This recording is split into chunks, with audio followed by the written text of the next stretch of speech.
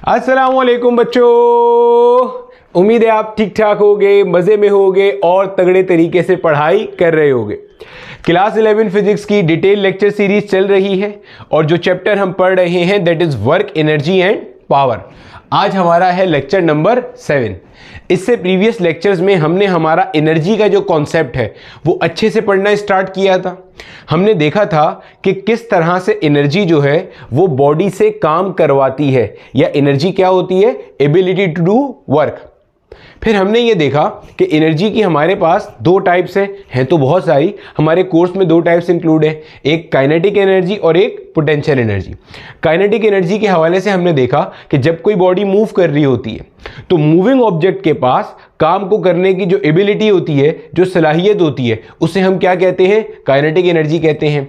फिर उसकी पूरी कहानी देखी, वर्क एनर्जी थ्योरम क्या होता है, काइनेटिक एनर्जी को कैलकुलेट कैसे करते हैं, काइनेटिक एनर्जी और मोमेंटम का रिलेशन क्या होता है। आज के लेक्चर में हमने क्या पढ़ना है, हमने देखना है कि पोटेंशियल एनर्जी क्या होती है, कब कोई ऑब्जेक्ट पोटेंशियल एनर्जी एक्वायर करता है, क्या कंडीशंस होती हैं, और एब्सोल्यूट ग्रेविटेशनल पोटेंशियल एनर्जी का क्या कॉन्सेप्ट है। तो एक मज़ेदार लेक्चर होने वाला है। आपके जितने गलत कॉन्सेप्ट्स थे पोटेंशियल एनर्जी को लेके वो सारे सही हो जाएंगे। ये एक ऐसा टॉपिक है जो बहुत ज़्यादा गलत पढ़ा और गलत समझा जाता है। ठीक है बच्चे, स्टार्ट करते हैं। मेरा नाम बिलाल ज़िया है और ये मेरा और आपका एक छोटा सा प्यारा सा प्लेटफॉर्म है जहां पर हम 11 और 12 की फिजिक्स पढ़ रहे हैं। चलो हेडिंग लगा लो अपने पास, कॉन्सेप्ट ऑफ पोटेंशियल एनर्जी। कोशिश करेंगे कि एक ही गो में लेक्चर को देखें और साथ साथ अपने नोट्स बनाते जाएं, क्योंकि जो नोट्स आप खुद से बनाओगे वो मार्केट से खरीदे हुए किसी भी नोट से सबसे अच्छे होंगे। ठीक है, चलो देखो भैया, हमारे पास पोटेंशियल एनर्जी का क्या कॉन्सेप्ट है या पोटेंशियल एनर्जी क्या होती है। हम बचपन से सुनते आते हैं, जब कभी भी आप किसी फोर्स फील्ड के अगेंस्ट में काम करोगे तो बॉडी के अंदर एक एनर्जी स्टोर होगी जिसे हम क्या नाम देते हैं, पोटेंशियल एनर्जी का नाम देते हैं। सही, मिसाल देते हैं, मिसाल से बात समझते हैं। ऐसा हम बचपन से पढ़ते आ रहे हैं। मान लो भैया ये हमारे पास एक ग्राउंड है, ग्राउंड का मतलब क्या हो गया, अर्थ का सरफेस है। ठीक है, यहाँ मेरे पास कोई एक ऑब्जेक्ट रखा हुआ है।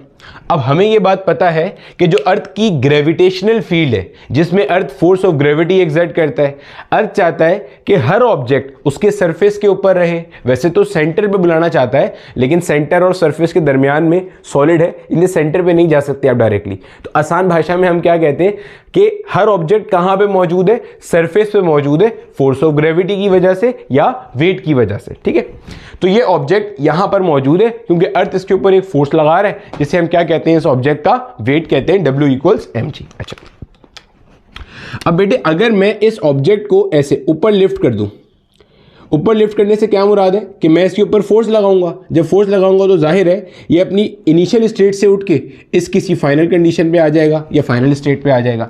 अब आप नोट करो, क्या मेरा बेटा आपको ऐसा नजर आ रहा है कि अर्थ जो करना चाह रहा था मैंने उसका उलट काम किया। अर्थ क्या चाह रहा था कि ऑब्जेक्ट सरफेस पे रहे, ऑब्जेक्ट नीचे रहे, तभी तो नीचे फोर्स लगा रहा था। मैंने क्या किया, ऑब्जेक्ट को उठा के ऊपर ले गया। क्या मैंने against the applied force field body पे काम किया? Yes sir.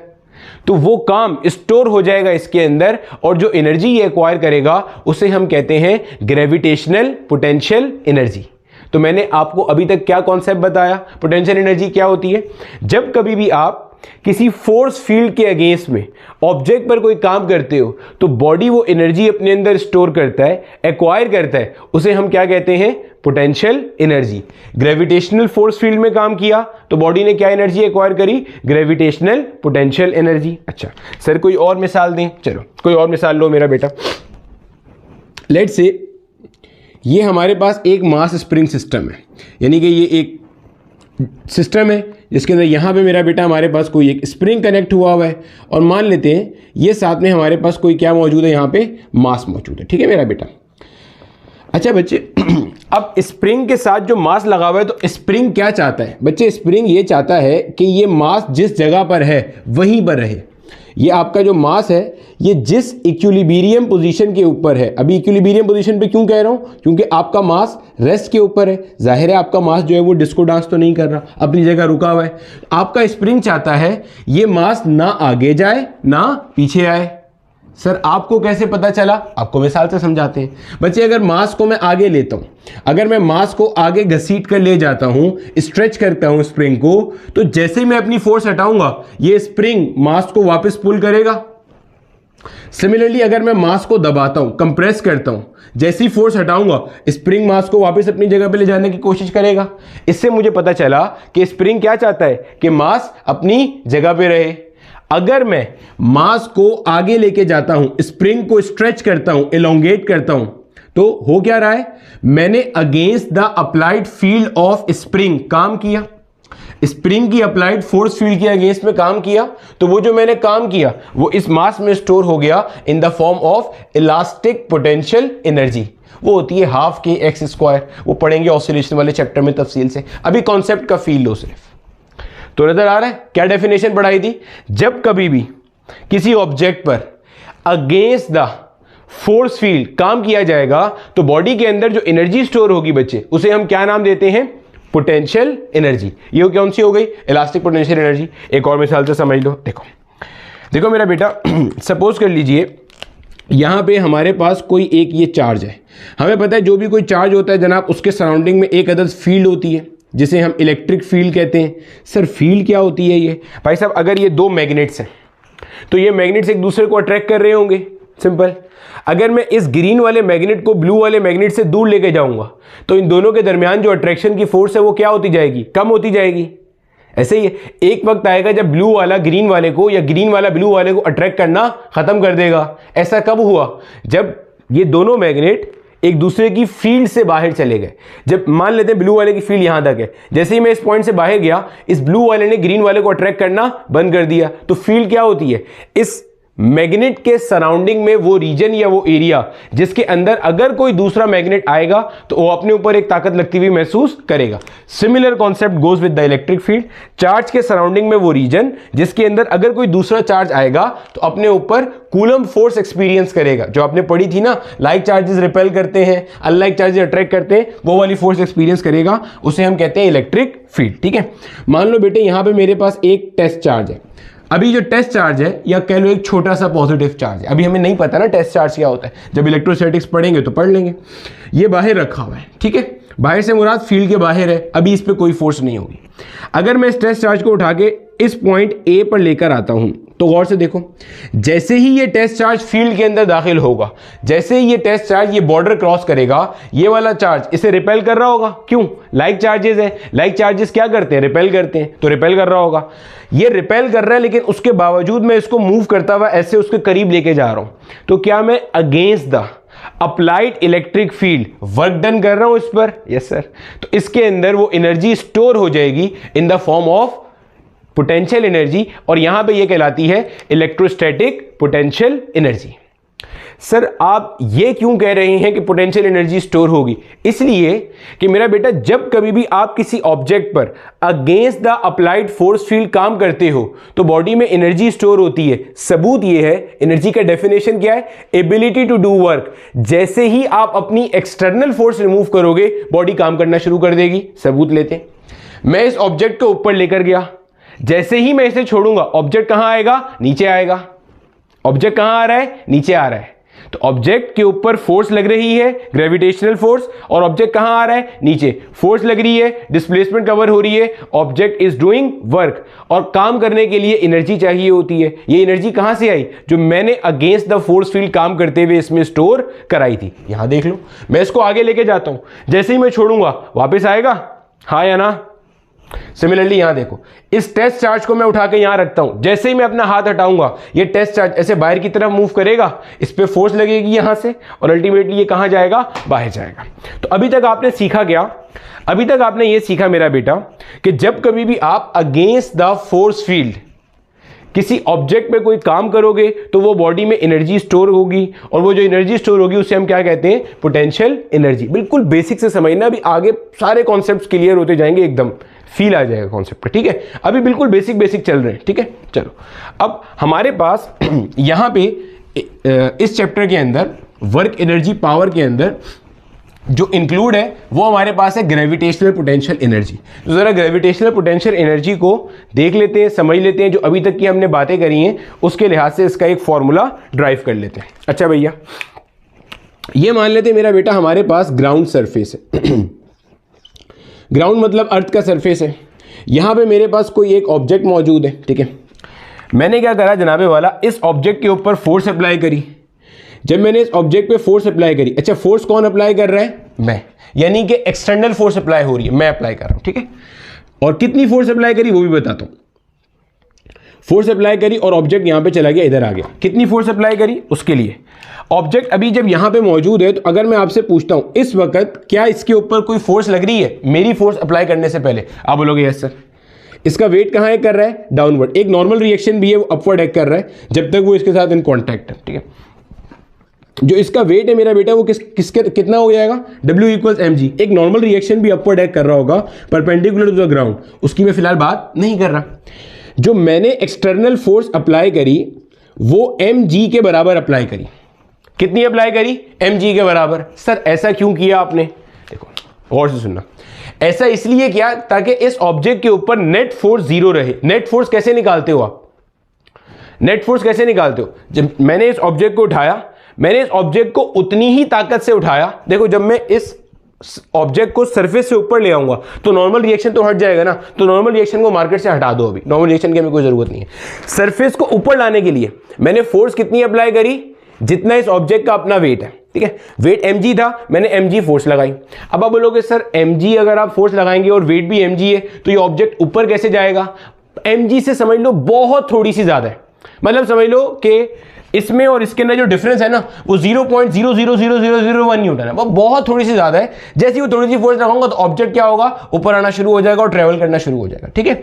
यानी कि इस ऑब्जेक्ट के ऊपर जो मैंने एक्सटर्नल फोर्स अप्लाई करी है वो तकरीबन कितनी है बच्चे? mg है। और जब ये mg है तो हमें ये नजर आ रहा है कि इस पे लगने वाली नेट फोर्स तकरीबन क्या है? 0 है, या इतनी छोटी वैल्यू है, इतनी छोटी वैल्यू है कि इसकी वजह से जो एक्सेलरेशन आ रही है वो क्या है? 0 है। सर एक्सेलरेशन कहां से आ गई? न्यूटन का second law of motion, F equals ma। Force apply करेंगे तो बॉडी में क्या आएगा? एक्सेलरेशन। कांस्टेंट मास सिस्टम के लिए पढ़ा है ना F इक्वल्स ma। तो फोर्स अप्लाई करेंगे तो क्या आएगा? एक्सेलरेशन। जब इन दोनों फोर्सेस का डिफरेंस बहुत छोटा होगा, 10 to the power -15, 10 to the power -17 newton, तो एक्सेलरेशन भी बहुत छोटा आएगा।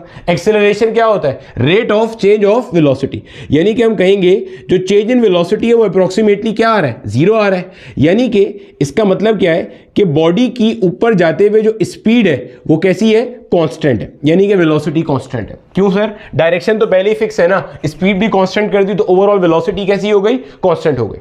जब स्पीड कांस्टेंट है तो इसका मतलब बॉडी की ऊपर जाते हुए जो काइनेटिक एनर्जी है वो चेंज नहीं हो रही। देखो भाई साहब इस बात को समझ लेना, ताकि जब आप कोई सी भी किताब उठा के पढ़ोगे ना कॉन्सेप्ट का फीलर आ रहा होगा वहां पे, ठीक है। फिर सुनो, फिर समझो, आहिस्ता आहिस्ता कॉन्सेप्ट बिल्ड करते हैं। ये ऑब्जेक्ट यहां पे रखा हुआ था, इस ऑब्जेक्ट को जो अर्थ है वो mg वेट से नीचे की तरफ पुल कर रहा है। मैंने इसके ऊपर एक्सटर्नल फोर्स अप्लाई करी ताकि इसको ऊपर लेके जाऊं, ताकि हम पोटेंशियल एनर्जी का कॉन्सेप्ट पढ़ सकें। मैंने फोर्स कितनी लगाई?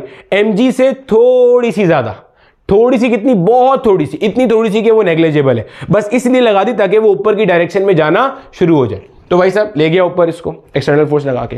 मैंने कहा इसके ऊपर लगने वाली अनबैलेंस फोर्स कितनी है? 0 है। नतीजे में एक्सेलरेशन 0, यानी कि वेलोसिटी चेंज नहीं हो रही, यानी कि ऑब्जेक्ट मूव कर रहा है विद अ कांस्टेंट स्पीड। अच्छा, किताब में ना, किताबों में जब आप पढ़ोगे तो किताबों में ऐसे मिलेगा, या तो टर्म यूज हुआ होगा स्लोली का, या टर्म यूज हुआ होगा नॉन एक्सेलरेटेड मैनर का। तो बात समझ जाना नॉन एक्सेलरेटेड मैनर से क्या मुराद है। पूरा कॉन्सेप्ट अभी आएगा कि हम ये सब करते क्यों हैं, ठीक है। अच्छा, अब मेरा बेटा जब मैं इसको ऊपर लेके जा रहा हूं अगर मुझे वर्क डन कैलकुलेट करना है, जाहिर सी बात है इस पॉइंट से अगर ये पोजीशन 1 है, ये पोजीशन 2 है, पोजीशन 1 से पोजीशन 2 तक ले जाने में मैंने कुछ काम किया होगा। वो काम जो मैंने किया अगर मुझे कैलकुलेट करना है, work done by the external force, this is F dot S. Open करेंगे तो क्या बनता है? F S cos of theta. F कितना है? जो मैंने फोर्स अप्लाई करी है वो तकरीबन कितनी है? वेट के बराबर है, ठीक है, ठीक है। और एस कितना है मेरा बेटा? एच के बराबर है, यहां से यहां तक। जो मैंने फोर्स अप्लाई करी है वो कहां है? अपवर्ड। भाई ये समझ लेना ये mg वेट नहीं है, this is the externally applied force, this is the external force applied. ठीक है, ये एक्सटर्नल फोर्स है जो आपने अप्लाइड करी है, जिसको आप कह रहे हो तकरीबन किसके बराबर है, ये वेट के बराबर है, तभी तो ये नॉन एक्सेलरेटेड फॉर्म में ऊपर जा रहा है। ठीक है, तो ये हो गया। ये किस डायरेक्शन में, ऊपर, और बॉडी भी कहां जा रही है, ऊपर और आगे। तो अल्टीमेटली आपके पास मेरा बेटा, जब आपकी अप्लाइड फोर्स भी अपवर्ड है, बॉडी भी ऊपर जा रही है, दरमियान का एंगल कितना हो गया, 0 डिग्री। कॉस 0 डिग्री कितना होता है, 1 होता है। तो मेरा बेटा आपने बॉडी के ऊपर जो वर्क डन किया वो कितना कर दिया, mgh।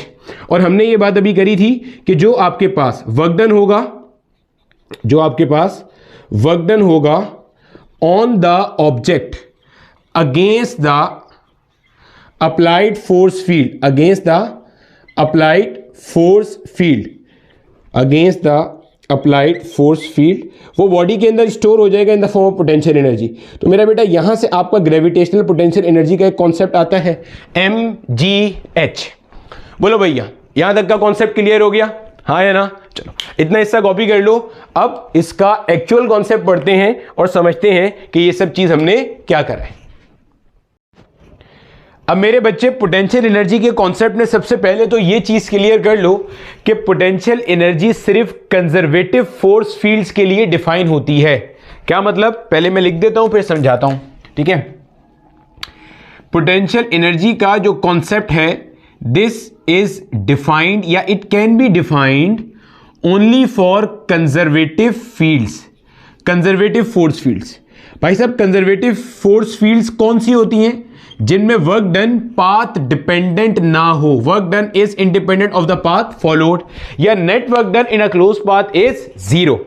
इस पे क्यों डिपेंड करता है, नॉन कंजर्वेटिव पे क्यों नहीं करता? मिसाल से समझते हैं बात को। देखो मेरा बच्चा, जब आप ग्रेविटेशनल पोटेंशियल एनर्जी की बात करते हो तो आपने क्या करा, अर्थ की ग्रेविटेशनल फील्ड के अंदर बॉडी को ऊपर लेकर आए तो बॉडी में एनर्जी स्टोर हो गई। जब आप मास स्प्रिंग सिस्टम की बात करते हो, आप मास को आगे लेकर आए सच दैट कि आपका स्प्रिंग एलोंगेट हो गया, आपका स्प्रिंग स्ट्रेच हो गया, तो मास में एनर्जी स्टोर हो गई, बिल्ड हो गई। इलेक्ट्रिकल पोटेंशियल एनर्जी की बात करते हैं, आप टेस्ट चार्ज को उठा के दूसरे चार्ज की फील्ड के अंदर लेकर आए, जबकि पहला चार्ज अलाउ नहीं कर रहा था, रिपेल कर रहा था। इस छोटे वाले चार्ज में, टेस्ट चार्ज में एनर्जी स्टोर हो गई। अब क्या होगा, देखो एनर्जी क्या होती है, एबिलिटी टू डू वर्क। जब आप मार्कर को ऊपर ले आए, मार्कर को ऊपर ले आया, जैसे ही छोड़ूंगा मार्कर कहां आएगा, नीचे आएगा। इसमें एनर्जी स्टोर हुई थी, इसीलिए इसने काम किया। कंजर्वेटिव फोर्स नीचे लग रही थी, आपने हाथ उठाया, बॉडी कहां गई, नीचे गई। मास स्प्रिंग सिस्टम में आप मास को आगे लेकर गए, आपने हाथ छोड़ा, मास कहां आया, पीछे आया। आपने स्प्रिंग को दबाया, हाथ हटाया, मास कहां गया, आगे गया। एनर्जी स्टोर हो रही है। नॉन कंजर्वेटिव फील्ड में एनर्जी स्टोर होने का कोई कॉन्सेप्ट ही नहीं है। क्यों, देखो मान लो फ्रिक्शनल फोर्स जैसे एक नॉन कंजर्वेटिव फोर्स है। अगर आपने कभी अपना लगेज एक पॉइंट से दूसरे पॉइंट तक घसीटा है, लेकर गए हो, ड्रैग किया है, मिसाल देते हैं एक डब्बा यहां रखा हुआ है, मैं इस डब्बे को ए पॉइंट से ड्रैग करके घसीट के बी पॉइंट पे ले आऊं और छोड़ दूं, क्या डब्बा वापस जाएगा? नहीं, क्योंकि मैंने जो इस पे वर्क डन किया वो फ्रिक्शनल फोर्सेस को ओवरकम करने में चला गया और थर्मल एनर्जी में कन्वर्ट हो गया। पॉइंट समझ आ रहा है? वो एनर्जी इसमें स्टोर नहीं हुई। स्टोर होने का कॉन्सेप्ट कहां होता है, कंजर्वेटिव फील्ड में। तो ये बात अपने पल्ले बांध लेना, अपने दिमाग के ढक्कन खोल के रख लेना कि कंजर्वेटिव फील्ड्स के लिए ही सिर्फ डिफाइन होता है पोटेंशियल एनर्जी का कॉन्सेप्ट। यही वजह है कि हम पढ़ते हैं gravitational potential energy, elastic potential energy, electrostatic potential energy. कभी आपने फ्रिक्शनल पोटेंशियल एनर्जी या ड्रैग पोटेंशियल एनर्जी या विस्कस पोटेंशियल एनर्जी नहीं सुनी होगी, पहली चीज। दूसरी चीज, पोटेंशियल एनर्जी का जो एक्चुअल कॉन्सेप्ट है ना मेरा बेटा, वो ये है कि change in potential energy is defined by negative of work done by the conservative force. कोई टेंशन नहीं है, कोई जल्दी नहीं है, आराम से, तसल्ली से, प्यार मोहब्बत से सब समझेंगे। सर ये क्या है? पोटेंशियल एनर्जी के बारे में आपने क्या पढ़ा? जब कभी भी किसी कंजर्वेटिव फोर्स फील्ड के अगेंस्ट ऑब्जेक्ट के ऊपर कोई काम होगा तो बॉडी में एनर्जी स्टोर होगी, जिसे हम कहते हैं पोटेंशियल एनर्जी। जैसे ही आप वो फोर्स हटाओगे, एक्सटर्नल फोर्स रिमूव करोगे, ऑब्जेक्ट काम करेगा under the action of conservative force. Sorry, अब जो बुजुर्गाने फिजिक्स हैं, आप किसी भी बुजुर्ग फिजिक्स की किताब उठाओगे, किसी भी ऑथर की किताब उठाओगे, वो पोटेंशियल एनर्जी को डिफाइन नहीं करता, वो चेंज इन पोटेंशियल एनर्जी को डिफाइन करता है, क्योंकि पोटेंशियल एनर्जी को डिफाइन कर पाना थोड़ा मुश्किल है। हम क्यों करते हैं, कैसे करते हैं, अभी सब आएगा। वो कहता है चेंज इन पोटेंशियल एनर्जी बराबर है negative of work done by the conservative force. तो पहले तो ये देख लो क्या ये बात सही भी लिखी है या नहीं लिखी है, समझते हैं जरा क्या ये बात एक्चुअल में ट्रू है या नहीं। मान लो भैया ये हमारा ग्राउंड है और तुम कहां चले गए, ये मान लेते मेरा बेटा हमारे पास क्या है, हमारा ग्राउंड है, ठीक है। और ग्राउंड यानी कि अर्थ का सरफेस है और इससे कुछ हाइट ऊपर, मान लीजिए यहां पे कोई हाइट h1 है, इस हाइट के ऊपर एक लेवल है, यहां पे मान लीजिए कोई एक हाइट h2 है ग्राउंड से और यहां का एक लेवल h2 है, ठीक है मेरा बेटा। मान लो मेरे बच्चे यहां पे मेरे पास कोई एक ऑब्जेक्ट मौजूद है और इसको मैंने क्या किया, इस हाइट से इस हाइट पे लेकर आया। जब मेरा बेटा ये ऑब्जेक्ट मेरे पास यहां पे मौजूद था, तो अगर मैं आपसे पूछता हूं इसकी पोटेंशियल एनर्जी क्या है, और से सुनना, इसकी अभी हमने देखा ना पोटेंशियल एनर्जी ऑब्जेक्ट के पास आती है जब कभी भी आप against the applied force field काम करते हो। तो भाई ये मास पहले यहां कहीं रहा होगा, जब मैं इसे उठा के यहाँ पे लेकर आया तो मैंने अगेंस्ट द ग्रेविटेशनल फील्ड इस पर काम किया, तो वो इसमें एनर्जी के फॉर्म में स्टोर हो जाएगा। तो भाई साहब हमने कह दिया जो एनर्जी इसकी यहाँ पर है दैट इज mgh1, इसे मैंने कह दिया u1 या ui, initial potential energy. Initial क्यों कह रहा हूँ, क्योंकि अभी मैं इसको यहाँ से ऊपर लेके जा रहा हूँ। अच्छा, जब मैं इसको ऊपर लेके जा रहा हूँ, गौर से देखो क्या आपको नजर आ रहा है, मैंने h2 minus h1 displacement cover करी है इन द अपर डायरेक्शन, बिल्कुल ठीक है। अब अगर मैं इस पॉइंट पे आपसे पूछूं बताइए इसकी पोटेंशियल एनर्जी क्या है, तो आप बोलोगे सर क्या मजाक कर रहे हैं, पोटेंशियल एनर्जी होगी mgh2। अगर ये मान लेते हैं मास पहले यहां था, इसको यहां तक ले जाने में जो वर्क डन करा होगा वो mgh2 के बराबर होगा, स्लोली आहिस्ता से नॉन एक्सेलरेटेड मैनर में कितना होगा, mgh2 के बराबर होगा। समझ आ गई ये बात, इसको मैंने कह दिया मेरा बेटा u फाइनल। अगर मैं आपसे कहता हूं इस अमल में, कौन से अमल में, कि आपने ऑब्जेक्ट को इस पॉइंट से, इसको मैंने कह दिया पोजीशन 1 और ये पोजीशन 2, आपने ऑब्जेक्ट को पोजीशन 1 से पोजीशन 2 तक लिफ्ट किया। अगर मैं आपसे कहता हूं मुझे बताइए पोटेंशियल एनर्जी में चेंज कितना आया, पोटेंशियल एनर्जी में चेंज कितना आया, तो भाई साहब चेंज कैसे निकालते हैं, final minus initial potential energy. बेटे फाइनल पोटेंशियल एनर्जी कितनी आई है, mgh2, इनिशियल पोटेंशियल एनर्जी कितनी आई थी, mgh1, सही है। अगर मैं यहां से mg कॉमन ले लूं तो क्या बचता है जनाब, h2 माइनस का h1। इतना पॉइंट क्लियर है। जब आपने इस गिवन एग्जांपल के अंदर लेवल 1 से या पॉइंट 1 से ऑब्जेक्ट को पॉइंट 2 तक लिफ्ट किया, तो जो चेंज इन पोटेंशियल एनर्जी आया वो कितना आया, mgh2 माइनस h1। जब आपने ये काम किया स्लोली एक एक्सटर्नल फोर्स की मदद से, तो अगर मुझे कैलकुलेट करना हो क्या इस वक्त कंजर्वेटिव फोर्स ने कोई काम किया, बिल्कुल किया। कंजर्वेटिव फोर्स कौन सी है, ग्रेविटेशनल फोर्स। भाई इसके ऊपर जो फोर्स ऑफ ग्रेविटी कहां लग रही होगी, डाउनवर्ड। भाई वो भी तो काम कर रही है इस पे या नहीं कर रही। अगर मैं करूं work done by the conservative force calculate करूं तो कैसे निकालते हैं भाई, एफ एस कॉस थीटा से आता है। एफ कौन सी है, कंजर्वेटिव फोर्स। भाई आपने भी जो ये सब कैलकुलेट किया तो एक्सटर्नल फोर्स से कर लिया ना, आ गया चेंज इन पोटेंशियल एनर्जी, ठीक है। अगर मैं कंजर्वेटिव फोर्स का वर्क डन कैलकुलेट करूं, यही फॉर्मूला है F S cos theta. F कितना है, mg डाउनवर्ड एक्ट कर रहा है। s क्या है, डिस्प्लेसमेंट। कितनी डिस्प्लेसमेंट हुई, पॉइंट 1 से पॉइंट 2 तक गए, कितनी डिस्प्लेसमेंट है, h2 minus h1 in the upper direction. आ गया भाई साहब h2 minus h1 in the upper direction. आगे एंगल कितना है भाई साहब, 180 डिग्री। cos 180 कितना होता है, -1। एंगल 180 क्यों, बॉडी जा रही ऊपर है 1 से 2 पे, ऐसे फोर्स कहां लग रही है, डाउनवर्ड। एंगल कितना है, 180 डिग्री। तो क्या आ रहा है, माइनस का mgh2 माइनस h1। समझ आ गया, ये क्या निकाला, work done by the conservative force. अगर मैं दोनों तरफ माइनस साइन से मल्टीप्लाई कर दूं तो क्या आ रहा है, negative work done by the conservative force will be equal to mgh2 minus h1। बोलो हाँ या ना। इसको देखो मेरा बच्चा और इसको देखो मेरा बच्चा, क्या आपको दोनों चीजें सिमिलर नजर आ रही हैं, हाँ भैया दोनों चीजें सिमिलर नजर आ रही हैं, यस और नो, बिल्कुल सिमिलर नजर आ रही हैं। तो मेरा बेटा जब आपको ये दोनों चीजें सिमिलर नजर आ रही हैं तो इसका मतलब ये वाली इक्वेशन बिल्कुल ट्रू है कि change in potential energy is the negative work done by the conservative force. This is the actual definition.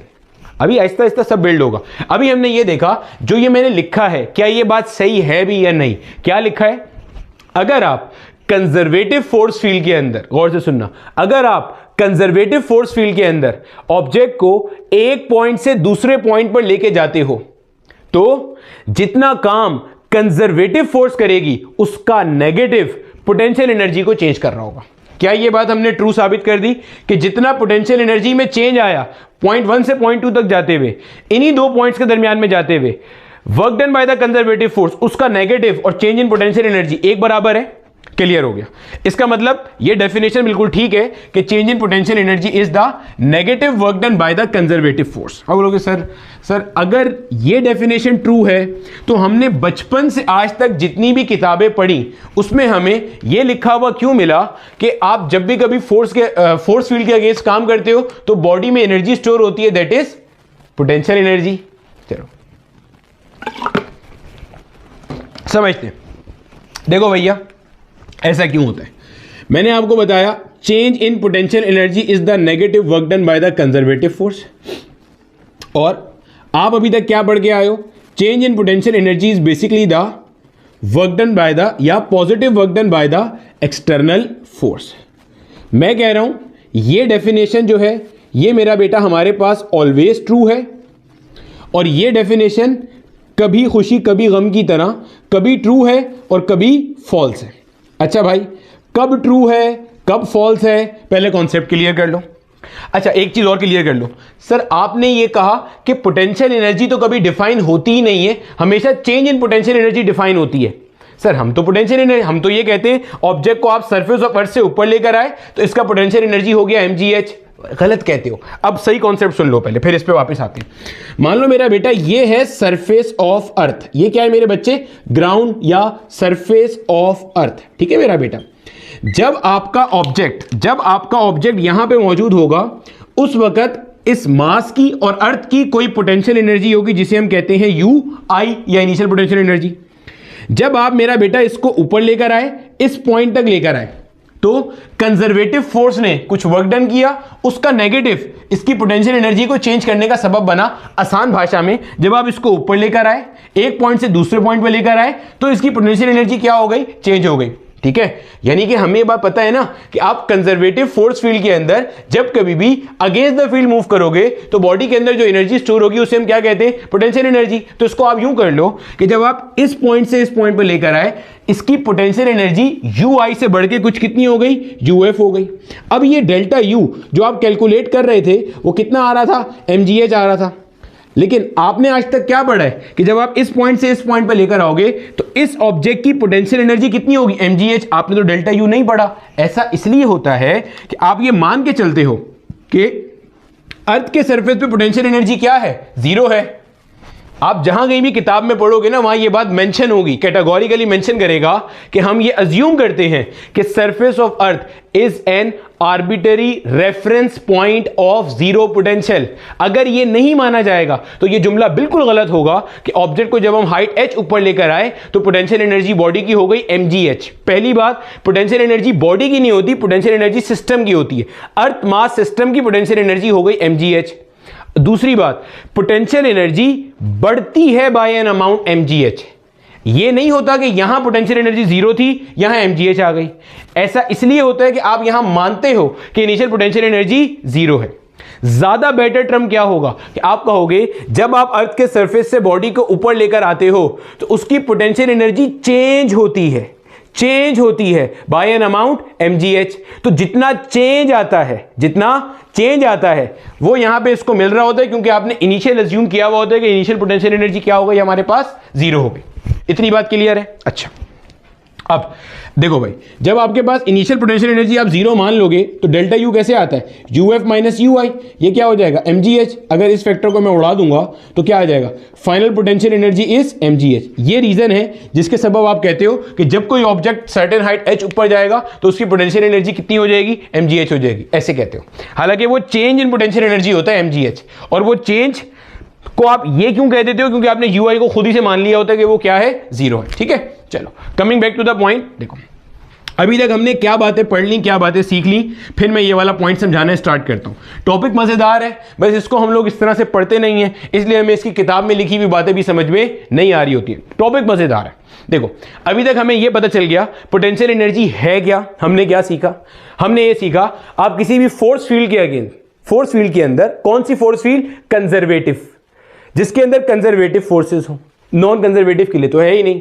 आप ऑब्जेक्ट को एक पॉइंट से दूसरे पॉइंट पे मूव करोगे तो उसकी पोटेंशियल एनर्जी चेंज हो जाएगी। कितना चेंज होगी? It can be calculated by negative work done of the conservative force. इससे भी हो सकता है, लेकिन कभी सही आएगा कभी गलत आएगा, वो भी बताऊंगा क्यों। ठीक है, हो गई। हमने अभी तक क्या पढ़ा था कि जब आप ऑब्जेक्ट को एक पॉइंट से दूसरे पॉइंट पे लेकर आओ अगेंस्ट द फील्ड, तो बॉडी की पोटेंशियल एनर्जी क्या होती है? इंक्रीज होती है। टुवर्ड्स द फील्ड लाओगे तो वो कम हो जाएगी। ये भी अभी देखेंगे। ठीक है, कॉन्सेप्ट पूरा करेंगे। अब मैं जो कह रहा हूं कभी सही होता है, ये कभी गलत होता है, ऐसा क्यों? अब जरा समझो। देखो देखो मेरा बेटा, ये सपोज कर लो मेरे पास एक कोई ग्राउंड है और यहां पे मेरा बच्चा, हमारे पास कोई एक ऑब्जेक्ट है। इस ऑब्जेक्ट का जो वेट है वो मान लो कितना है? 10 न्यूटन है। और यहां पे कोई एक जगह है और लेट्स से इस जगह की जो हाइट है वो है 10 मीटर। ठीक है, यहां से यहां तक की हाइट कितनी है? 10 मीटर। ठीक है मेरा बेटा, आपने क्या करा? आपने इस ऑब्जेक्ट के ऊपर 10 न्यूटन के बराबर ही फोर्स लगाई। जाहिर है ये अप्लाइड फोर्स जो एक्सटर्नल फोर्स है वो 10 न्यूटन से थोड़ी सी ज्यादा होगी, बहुत थोड़ी सी, 0.00000, बहुत थोड़ी, जीरो के बाद जाके 1 आएगा। इतनी थोड़ी सी ज्यादा होगी कि ये यहां से ऊपर जाना शुरू हो जाए और नॉन एक्सेलरेटेड मैनर में स्लोली, आहिस्ता आहिस्ता यहां से क्या होगा? ऊपर जाएगा। ये भाई साहब उठ के यहां से आ गए, इस जगह पे आ गए। ठीक है, अगर मैं कैलकुलेट करूं कि बताइए work done by the external force कितना हुआ, तो आप बोलोगे सर जो एक्सटर्नल फोर्स है यानी कि ये वाली 10, इसने जितना डिस्टेंस कवर किया यानी कि ये 10, और cos of angle in between, external force कहां लगी? ऊपर, बॉडी भी कहां गई? ऊपर, तो cos of 0 degree, cos 0 degree होता है बच्चे 1, 10 10 से क्या हो गया? 100। सही है, ये कह रहा है एक्सटर्नल फोर्स ने कितना काम किया? 100 जूल का काम किया। अच्छा, अगर मैं बोलूं भाई work done by the conservative force निकालें, तो भाई साहब जो आपके पास conservative force of gravity downward लग रही है 10 न्यूटन की, और बॉडी कहां गई? ऊपर गई। कितना ऊपर गई? 10 मीटर ऊपर गई। Cos of angle in between, body ऊपर जा रही है, फोर्स नीचे लग रही है, एंगल है 180 डिग्री, आएगा माइनस का 100 जूल। अब बोलो, अगर मैं चेंज इन पोटेंशियल एनर्जी की बात करूं तो जो मैंने आपको बताई always true definition, that is the negative work done by the conservative force. Negative और negative work done by the conservative force कितना है? माइनस का 100। कितना आ रहा है ये भाई? पोटेंशियल एनर्जी यहां से यहां तक जाने में 100 जूल चेंज हो गई। अब जो डेफिनेशन आप पढ़ के आते हो ये आपकी किताब में लिखा हुआ है, this is the positive work done by the external force, तो प्लस, और कितना था भाई वर्क डन? 100 था, तो भाई साहब ये कितना आ गया? 100 जूल। बिल्कुल यहां तक की बात आपकी सही है कि अभी इस वक्त दोनों डेफिनेशंस एक बराबर चल रही है। दोनों डेफिनेशंस एक बराबर इसलिए चल रही हैं, गौर से सुनना, कि आपके सिस्टम पे लगने वाली अनबैलेंस फोर्स 0 है। आपके ऑब्जेक्ट पे लगने वाली अनबैलेंस फोर्स क्या है? 0 है। जो आपकी एक्सटर्नल फोर्स है दैट इज तकरीबन इक्वल टू द, तकरीबन इसलिए कह रहा हूं क्योंकि एक्सटर्नल फोर्स बहुत थोड़ी सी ज्यादा होगी नीचे वाले के मुकाबले में, तभी वो ऊपर जाएगा। तो ये तकरीबन वेट के बराबर है। जब ये बराबर है, अनबैलेंस फोर्स 0 है तो एक्सेलरेशन 0 है, एक्सेलरेशन 0 है तो चेंज इन वेलोसिटी 0 है, चेंज इन वेलोसिटी 0 है तो चेंज इन काइनेटिक एनर्जी 0 है, क्योंकि बॉडी मूव कर रही है with a slow constant speed. अब कब ये गलत आंसर देगा ये सुने जरा, कब ये गलत आंसर देगा देखिए समझे। इसको मैं, इस वाले पॉइंट को मैं यहां पे लिख देता हूं, जो मैंने अपना केस ए बताया था ना, इस केस ए को यहां लिखता हूं कि इस्तेमाल करना होगा।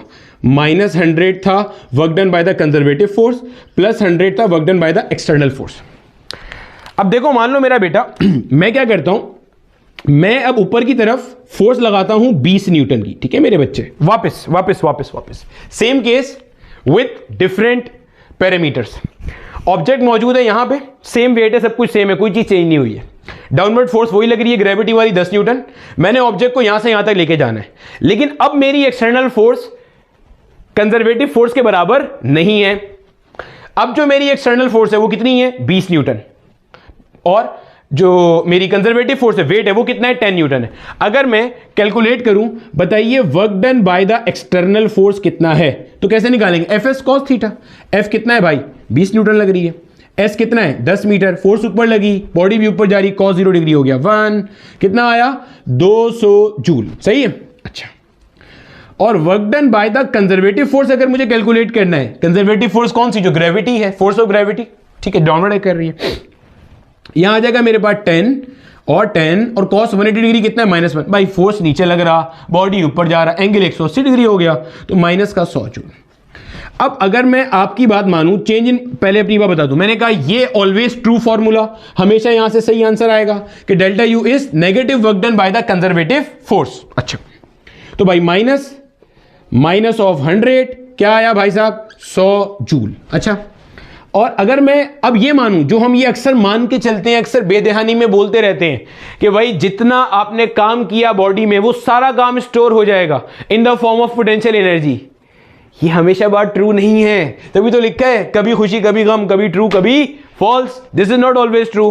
तो भाई अगर इससे निकालोगे तो देखो आपको ये डिसीव करेगा, क्यों, अगर आप ये कहते हो ये गलत लिख रहा हूं भाई, मैं पहले बता रहा हूं ये गलत लिख रहा हूं, ऐसा ना हो बाद में जो है वो बोलो, तो ये जो बच्चों का बिलीव है वो मान के लिख रहा हूं। अब देखो work done by the external force कितना निकालेंगे, ये निकाला तो है कहां, ये रहा 200 जूल। अब अगर हम ये मानते हैं कि change in potential energy is the work done by the external force, वो तो कह रहा है 200 जूल, जबकि एक्चुअल में सिर्फ 100 जूल इसके अंदर पोटेंशियल एनर्जी बढ़ी है और नहीं बढ़ी। चाहो तो आप अपने फॉर्मूले से कैलकुलेट कर लो, अपने फॉर्मूले से कैलकुलेट तो पता है ना आपको। देखो अभी तक अगर आपको ये सब नहीं भी पता था तो देखो, अगर एक ऑब्जेक्ट यहां से ऊपर गया, ऑब्जेक्ट का वेट कितना है 10 न्यूटन, और वेट किसके बराबर होता है mg के बराबर। अगर आपसे बोला जाए इस पॉइंट पे ऑब्जेक्ट की पोटेंशियल एनर्जी बताएं, आप क्या यूज करते थे mgh, mg कितना गिवन है 10 गिवन है, हाइट कितनी कवर करी बॉडी ने 10, तो क्या आ रहा है 100 आ रहा है, तो भाई साहब ये तो गलत हो गया। समझ आ गई। अब ऐसा क्यों हुआ, अब समझना मेरा बेटा ऐसा क्यों हुआ, गलत क्यों हुआ, ये कभी ट्रू कभी फॉल्स कब होगा, ट्रू कब है फॉल्स कब है, जब कभी आपके पास एक्सटर्नल फोर्स कंजर्वेटिव फोर्स के बराबर है तो external force kinetic energy change नहीं कर रही। लेकिन अगर एक्सटर्नल फोर्स, जैसे इस वाले केस के अंदर आप नोट करो, इस वाले केस में क्या है, इस वाले केस में मेरा बेटा आपकी जो एक्सटर्नल फोर्स है ये ज्यादा है कंजर्वेटिव फोर्स के मुकाबले में, तो आपकी जो अनबैलेंस फोर्स है ये हो गई नॉन जीरो, इसका मतलब आपकी एक्सेलरेशन हो गई नॉन जीरो, इसका मतलब आपकी जो वेलोसिटी यानी कि आपकी जो स्पीड है वो क्या हो रही है, चेंज हो रही है, body is moving up with an increasing speed. अगर ऐसा होगा तो आपके पास डेल्टा के ई नॉन जीरो होगा, यानी कि आपकी काइनेटिक एनर्जी क्या होगी, चेंज होगी।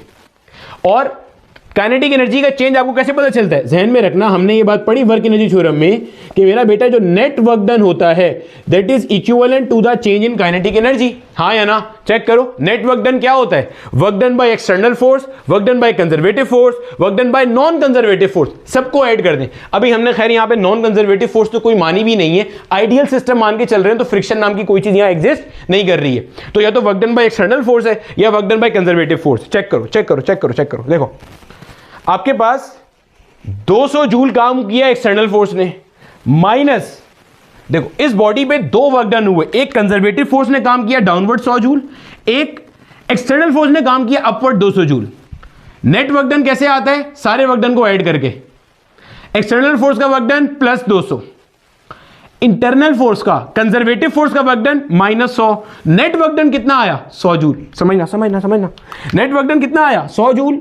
भाई कैसे, भाई 200 एक्सटर्नल फोर्स का, 100 इंटरनल कंजर्वेटिव फोर्स का, कितना आया 100 जूल। अगर आपका वर्क एनर्जी थ्योरम का कॉन्सेप्ट क्लियर नहीं है तो ये सब बातें जहाज हो जाएंगी, और जितना ये बातें जहाज हो जाएंगी उतना आपका कंजर्वेशन ऑफ एनर्जी का कॉन्सेप्ट और आगे आपने जो कुछ पढ़ना है वो सब भी जहाज हो जाएगा, और जो किताब पढ़ोगे वो तो फिर सुपर जेट हो जाएगी। ठीक है, तो पहले वो कॉन्सेप्ट पूरा कर लो फिर ये देख लेना।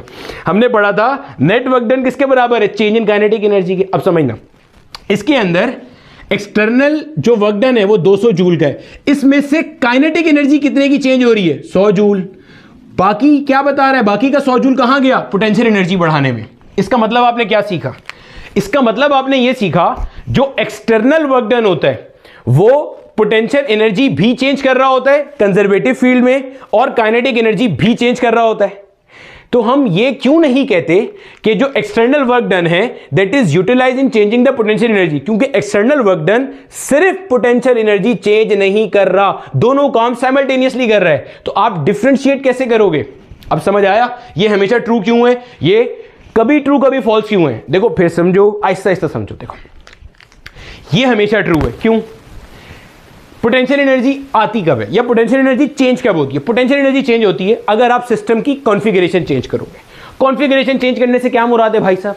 मुराद ये है ऑब्जेक्ट पहले ऐसे रखे हुए थे, अब ऑब्जेक्ट को दूर ले जाओ या ऑब्जेक्ट को करीब ले आओ या एक ऑब्जेक्ट को बड़ा एक ऑब्जेक्ट को छोटा कर दो। ये है कॉन्फ़िगरेशन चेंज करना, या तो मास चेंज कर दो या उनको आगे पीछे कर दो, तो सिस्टम की कॉन्फ़िगरेशन विल चेंज ऑब्वियसली। सही।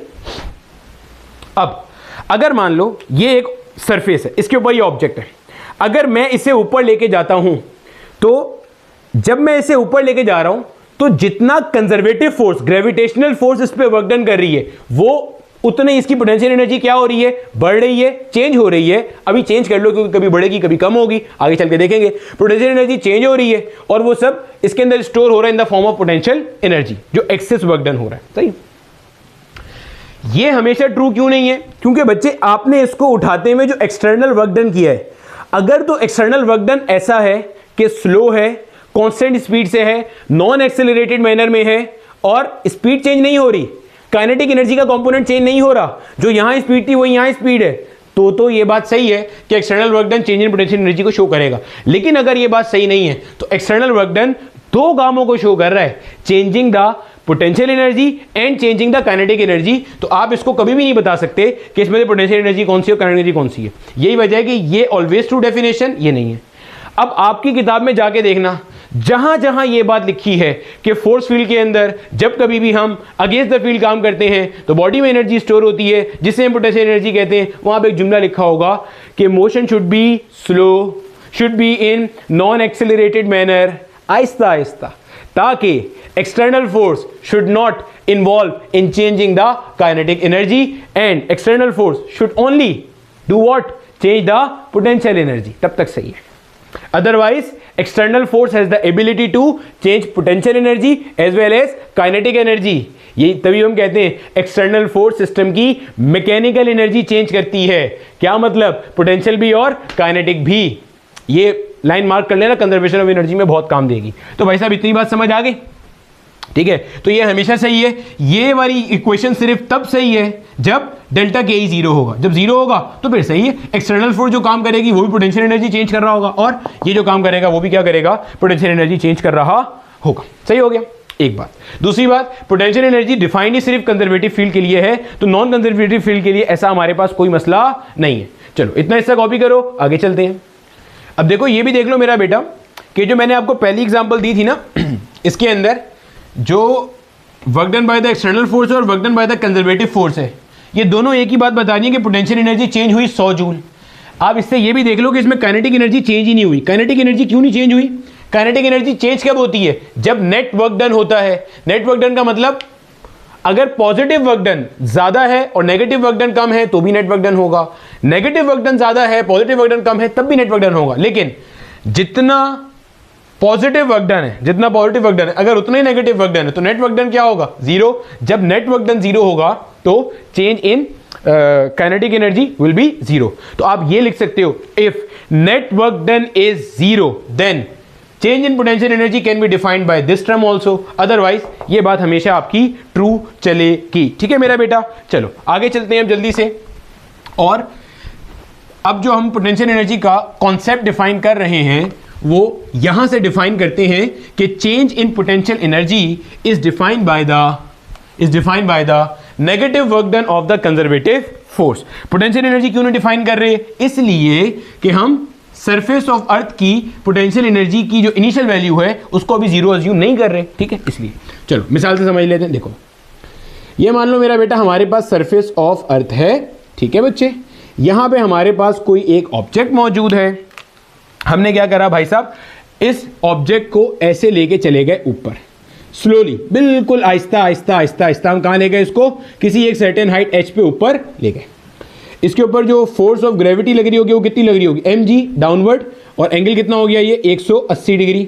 स्लो लेकर गए हैं, नॉन एक्सेलरेटेड मैनर में लेकर गए हैं, तो हमें कॉन्सेप्ट पता है कि ये सब बातें क्यों हो रही हैं। ठीक है, अच्छा अगर मैं work done by the conservative force निकालूं तो work done by the conservative force यानी कि जो फोर्स ऑफ ग्रेविटी है यानी कि जो वेट है, that will be Fs cos theta. समझ आती है बात की? F कितना है भाई साहब? mg, वेट डाउनवर्ड लग रहा है। S कितना है? Displacement h in the upper direction. Cos of angle in between cos 180 degree. तो कितना बनेगा भाई साहब, माइनस का mgh। अगर मुझे डेल्टा यू कैलकुलेट करना हो तो डेल्टा यू क्या होता है, negative of work done by the conservative force, minus यहां से आ गया माइनस का mgh। सही है, तो क्या बना भाई, डेल्टा यू इज mgh। यही चीज हमने पहले भी निकाली थी, अभी जब आपको बताया था मैंने, ठीक है। अब अगर मैं मान लेता हूं कि भाई इनिशियल पोटेंशियल एनर्जी जीरो है, होती नहीं है, ये जस्ट हमारी, ये क्या है मेरा बेटा, this is just an assumption, जहन में रखिएगा ये एक अजम्पशन है। तो मुझे इस पॉइंट की पोटेंशियल एनर्जी कैलकुलेट करनी है, तो क्या बनेगा, uf minus U I will be equal to mgh। ये फैक्टर जीरो हो गया, तो potential energy at some height h is mgh, ये मानते हुए कि इनिशियल पोटेंशियल एनर्जी जीरो है। अदरवाइज ज्यादा अच्छा टर्म क्या होगा कि चेंज इन पोटेंशियल एनर्जी क्या है हमारे पास, mgh है, ऐसे ड्राइव हो गया। अब ये इक्वेशन मेरा बेटा आपके पास तब तक वैलिड है, कब तक वैलिड है, जब तक कि आपके पास हाइट बहुत छोटी है। क्यों सर, ऐसा क्यों है, ऐसा भी समझ लेते हैं क्यों है।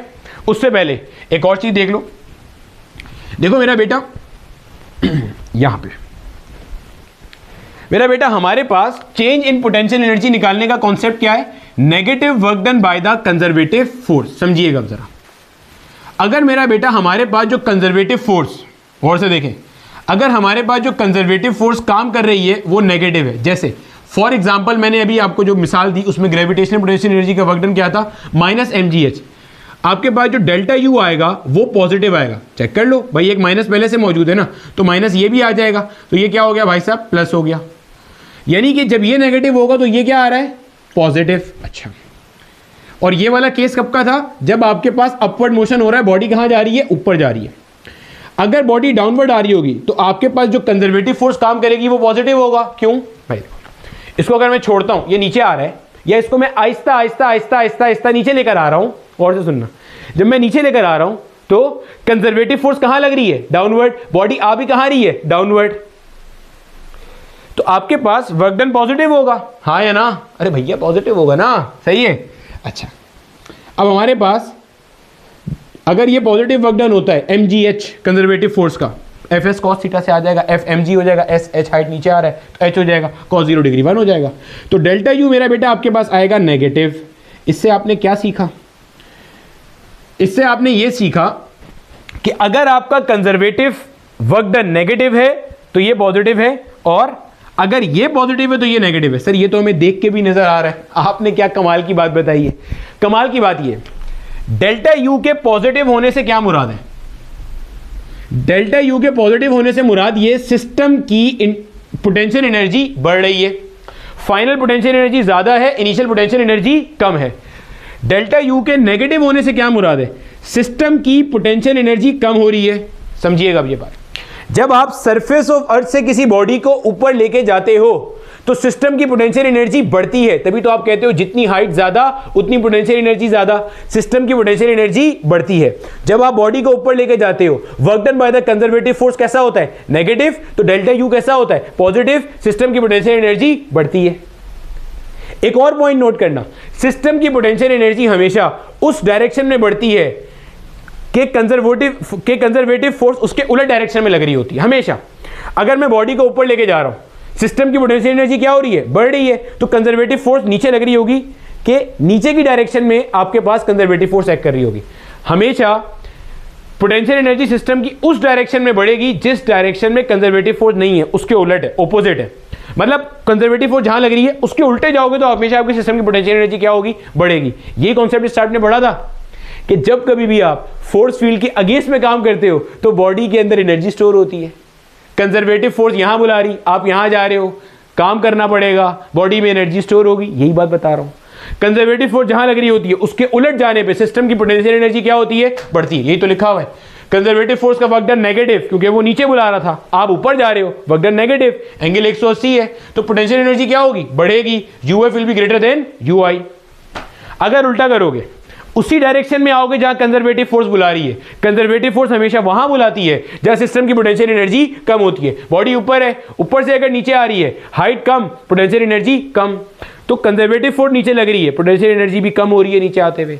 तो हमेशा ध्यान में रखना कि potential energy will decrease if an object will move in the direction of conservative force. माजी में आया हुआ एमसीक्यू, ठीक है। तो क्या होगा, इसका वर्क डन पॉजिटिव होगा तो आपके पास जो चेंज इन पोटेंशियल एनर्जी है वो नेगेटिव होगा, यानी कि UF will be less than UI. ठीक है भाई, हम भी इंसान हैं, गलती कर सकते हैं, ठीक है, कोई मसला नहीं है। चलो कॉपी कर लो मेरा बेटा जल्दी से इतनी बात को। और change in potential energy will be given by external work done if and only if change in kinetic energy is zero. Otherwise अगर जीरो नहीं है तो एक्सटर्नल वर्क डन का कुछ हिस्सा काइनेटिक एनर्जी भी चेंज कर रहा होगा। तो जो एक्सटर्नल वर्क डन आएगा उसको आप देख के कभी भी डायरेक्टली ये नहीं कह सकते कि ये सारा का सारा पोटेंशियल एनर्जी चेंज कर रहा है। सही हो गया। चलो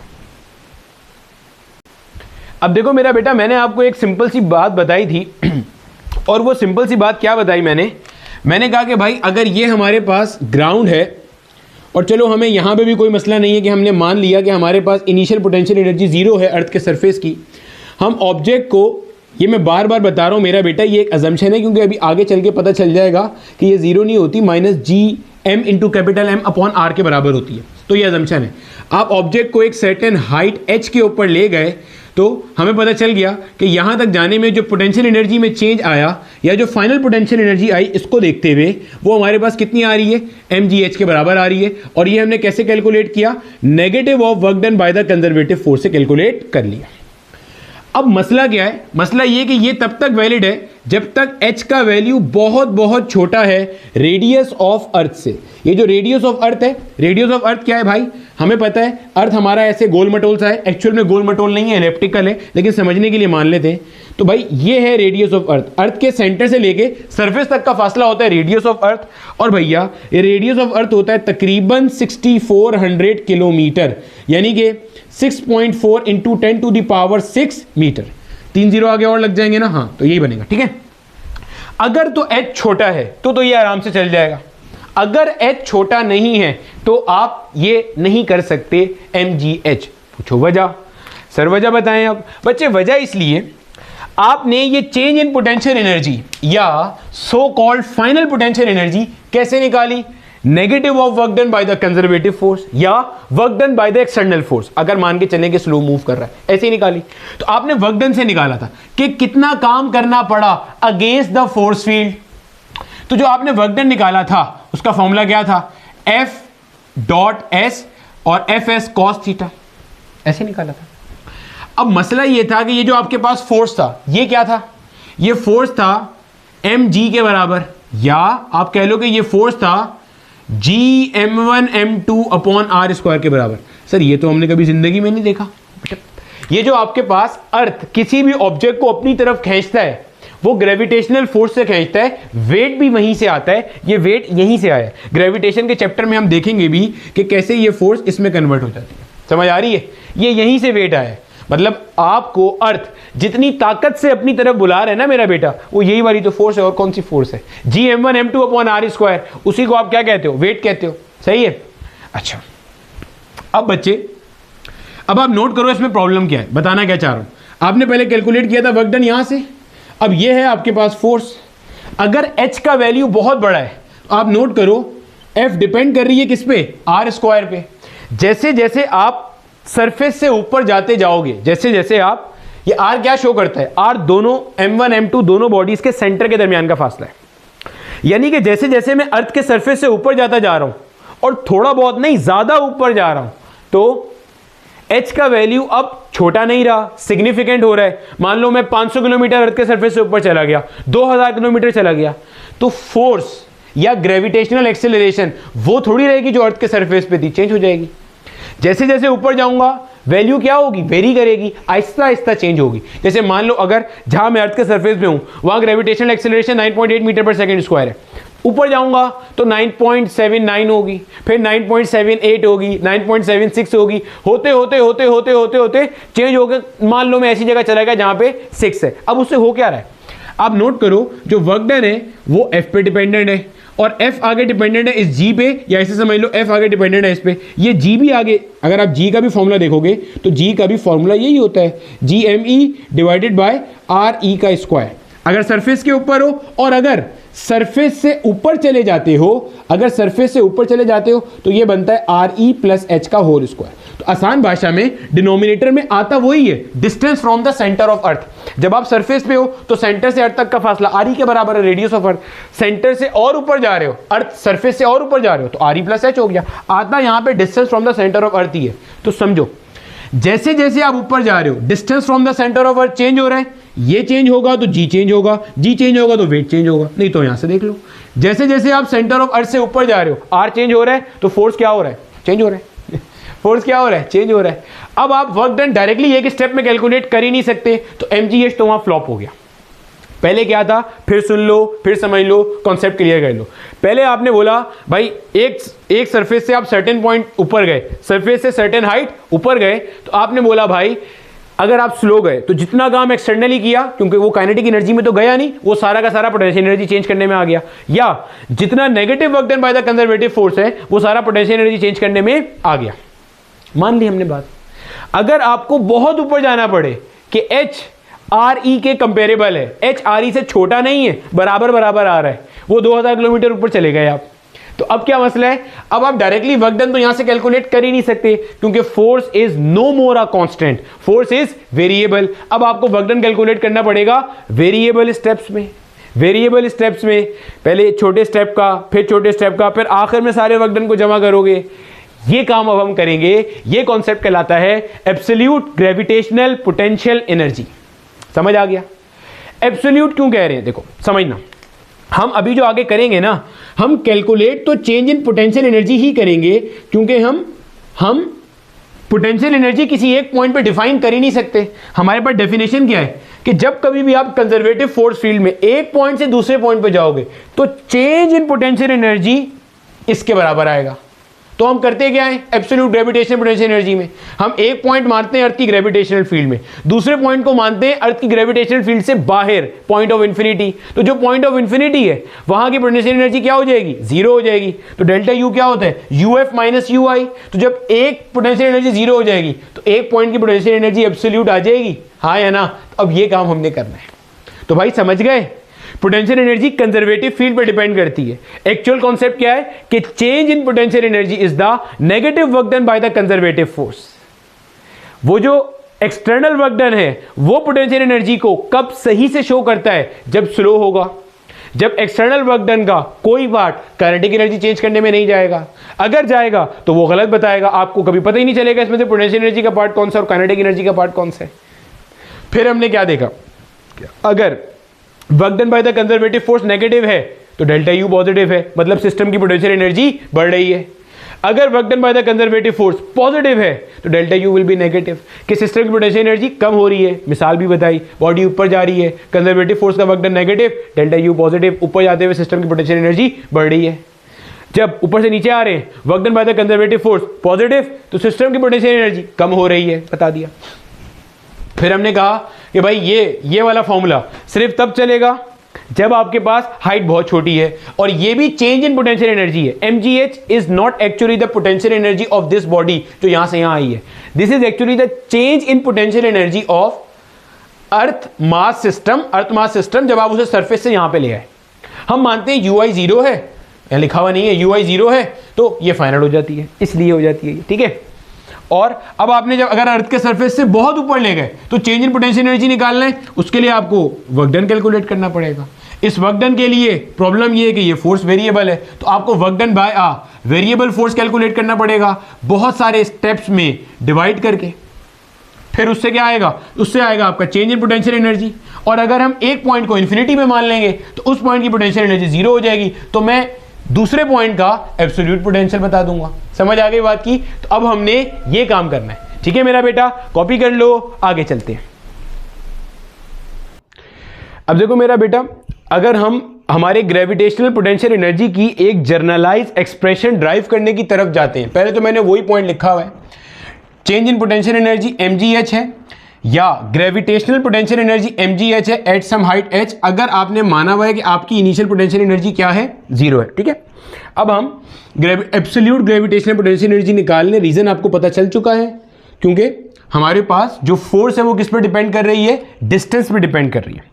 मान लो मेरा बेटा कि हमारे पास ये अर्थ है, ये हमारे पास अर्थ का सेंटर है, ठीक है मेरे बच्चे, और हमने यहाँ कहीं पे मान लिया कि यहाँ कहीं पे हमारे पास कोई एक पॉइंट है, इसको मैंने कह दिया लेट्स से ये हमारे पास है पॉइंट ऑफ इन्फिनिटी।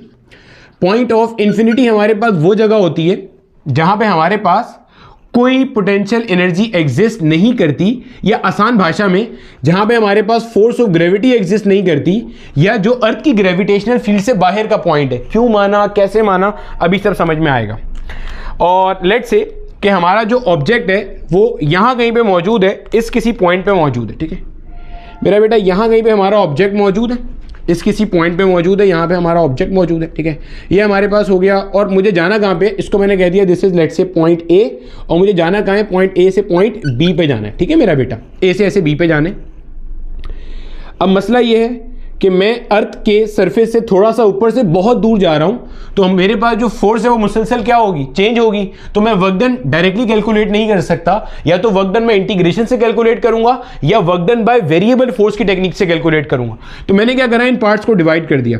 मैंने कहा भाई ये है लेट्स से पॉइंट नंबर 1, जिसको पॉइंट ए कह रहा हूं मैं, और इससे थोड़ा ऊपर मैंने एक और पॉइंट ले लिया मिसाल के तौर पर, ये वाला जो पॉइंट है, जैसे पॉइंट नंबर 1 था, इस पॉइंट नंबर 1 का यहां से जो फासला था मेरा बेटा, इसको मैंने कह दिया ये कितना है, r1। इसी तरह जो ये वाला पॉइंट है, इसका फासला मैंने अपने सेंटर से मान लिया मेरा बेटा वो कितना है हमारे पास, r2। इस तरह मैंने सबको डिवाइड कर दिया। ये जो आखिरी पॉइंट है, ये पॉइंट 1 हो गया, ये पॉइंट 2 हो गया, ये जो आखिरी वाला पॉइंट है जहां आप जा रहे हो, इसको मैंने कह दिया पॉइंट n, और इससे जस्ट एक पहले वाला जो पॉइंट हो जाएगा वो क्या हो जाएगा हमारे पास, n-1। देखो मेरा बेटा, पहले ना जरा ये क्लियर कर लो कि हम कर क्या रहे हैं, देखो फिर समझ लो, ताकि आपको ना रट्टा ना मारना पड़े। अभी हमने ये देख लिया कि पोटेंशियल एनर्जी क्या है। जब कभी भी किसी बॉडी के ऊपर अगेंस्ट द फोर्स फील्ड काम किया जाएगा तो बॉडी में एनर्जी स्टोर होगी, उसे हम कहते हैं पोटेंशियल एनर्जी। या कंजर्वेटिव फोर्स फील्ड के अंदर जितना work done by the conservative force होता है वो बॉडी की पोटेंशियल एनर्जी को चेंज कर रहा होता है। अगर आप सरफेस से ऊपर जाते हो तो potential energy will change bye an amount mgh, अगर h का वैल्यू छोटा है तो। h का वैल्यू बड़ा होगा तो आप work done by conservative force directly f dot r से एक स्टेप में निकाल नहीं सकते, क्योंकि f g m1 m2 upon r square है, तो वो आपके पास डिस्टेंस के साथ क्या होगा, वेरी करता हुआ चला जाएगा। ठीक है, अब हमने करना क्या है, हमने वही काम करना है, पोटेंशियल एनर्जी ही कैलकुलेट करनी है बस। अब उस मसले को मद्देनजर रखते हुए हमारा जो ऑब्जेक्ट है ना वो यहां पे मौजूद है, पॉइंट नंबर 1 पे मौजूद है। इस ऑब्जेक्ट का कोई मास है एंड लेट्स से इसका मास m है। अर्थ का जो मास है वो कितना है, कैपिटल M है। ठीक है मेरा बेटा, और अर्थ का जो रेडियस है, अर्थ का जो रेडियस है जनाबे वाला, इसको मान लेते हैं कि ये हमारे पास r के बराबर अर्थ का रेडियस है, रेडियस ऑफ अर्थ, जिसको आपने कहा था ना 6400 किलोमीटर। ठीक है मेरा बेटा, अब देखो अगर मैं आपसे पूछता हूं कि अर्थ और इस ऑब्जेक्ट के दरमियान में जो फोर्स ऑफ अट्रैक्शन एग्जिस्ट कर रही है वो क्या हो जाएगी, F will be equal to GM into capital M divided by R square. और R कौन सा वाला आएगा, अभी ऑब्जेक्ट कहां पे, यहां पे, तो ये क्या आ जाएगी मेरा बेटा, ये आ जाएगा हमारे पास R1 का स्क्वायर। बोलो ऐसे ही होगा भाई साहब, यहां से यहां तक का डिस्टेंस कितना है, R1 है, तो यही फोर्स एग्जिस्ट करेगी। ये कहां से आई, न्यूटन का यूनिवर्सल लॉ ऑफ ग्रेविटेशन से आई। अब मसला क्या है, जैसे जैसे मैं इस मास को ऊपर लेके जाऊंगा ये जो फोर्स है ये क्या करेगी, वेरी करेगी। तो मैं वर्क डन को एक स्टेप में कैलकुलेट कर नहीं सकता, और जब तक वर्क डन नहीं आएगा मैं पोटेंशियल एनर्जी कैलकुलेट नहीं कर सकता, क्योंकि मेरे पास फॉर्मूला क्या है कि change in potential energy is basically the negative of work done by the conservative force या positive work done by the external force, positive work done by the external force. अगर आपने बॉडी को आहिस्ता आहिस्ता move किया such that the change in kinetic energy is 0। बहुत मेहनत से टॉपिक पढ़ाया इसीलिए ताकि आपको किताब में सब चीज समझ में आ जाए। सही, अच्छा, अब work done by variable force को कैलकुलेट करने का तरीका क्या होता था, आपने जहां से जहां तक जाना है, आपने जहां से जहां तक जाना है, आपने कहां से कहां तक जाना है, आपने इस A पॉइंट से B पॉइंट तक जाना है, या आपने पॉइंट 1 से पॉइंट N तक जाना है। इसको मैं खुद यूज नहीं कर रहा, आपने A से B तक जाना है। तो ये जितना भी रास्ता है आपने क्या करा, इसको n नंबर ऑफ स्टेप्स में तोड़ दिया, n नंबर ऑफ स्टेप्स में तोड़ दिया। अच्छा, n नंबर ऑफ स्टेप्स से मुराद 1 से 2 पहला स्टेप, 2 से 3 दूसरा स्टेप, 3 से 4 4 से 5, ये स्टेप्स हो गए। आखिरी स्टेप क्या है, n-1 से n। स्टेप्स में तोड़ने का फायदा क्या हुआ, आप इस स्टेप का वर्क डन अलग निकालोगे, अगले स्टेप का वर्क डन अलग निकालोगे, हर स्टेप का वर्क डन निकालते जाओगे, एट द एंड सारे वर्क डन को जमा करोगे and eventually you will get the result. समझ आ गई? ये हम काम करेंगे, सारे स्टेप का वर्क डन ऐड करेंगे। यानी मैं लिख देता हूं, जो टोटल वर्क डन होगा वो कैसे आएगा, 1 से 2 का वर्क डन प्लस 2 से 3 का वर्क डन, फिर 3 से 4 का वर्क डन, होते होते n-1 से लेकर n का वर्क डन। इन सबको ऐड करेंगे तो आपको क्या मिल जाएगा मेरा बेटा, नेट वर्क डन मिल जाएगा। और इस नेट वर्क डन की मदद से आप क्या कैलकुलेट करोगे, अपनी पोटेंशियल एनर्जी। ठीक हो गया? अच्छा, अब मेरा बेटा मुझे 1 से लेके 2 तक का वर्क डन कैलकुलेट करना है। उससे भी पहले एक चीज नोट करो, ऊपर जाते हुए फोर्स चेंज क्यों हो रही है, गौर से सुनना। ऊपर जाते हुए फोर्स चेंज क्यों हो रही है, फोर्स इसलिए चेंज हो रही है क्योंकि डिस्टेंस चेंज हो रहा है। ऐसी अगर मैं 1 से लेके 2 तक के वर्क डन के अंदर, गौर से देखना, 1 जो पॉइंट 1 है इसका डिस्टेंस अर्थ के सेंटर से कितना है, r1। पॉइंट 2 का डिस्टेंस अर्थ के सेंटर से कितना है, r2। चेक करो, r1 डिस्टेंस है पॉइंट 1 का अर्थ के सेंटर से, r2 डिस्टेंस है इसका।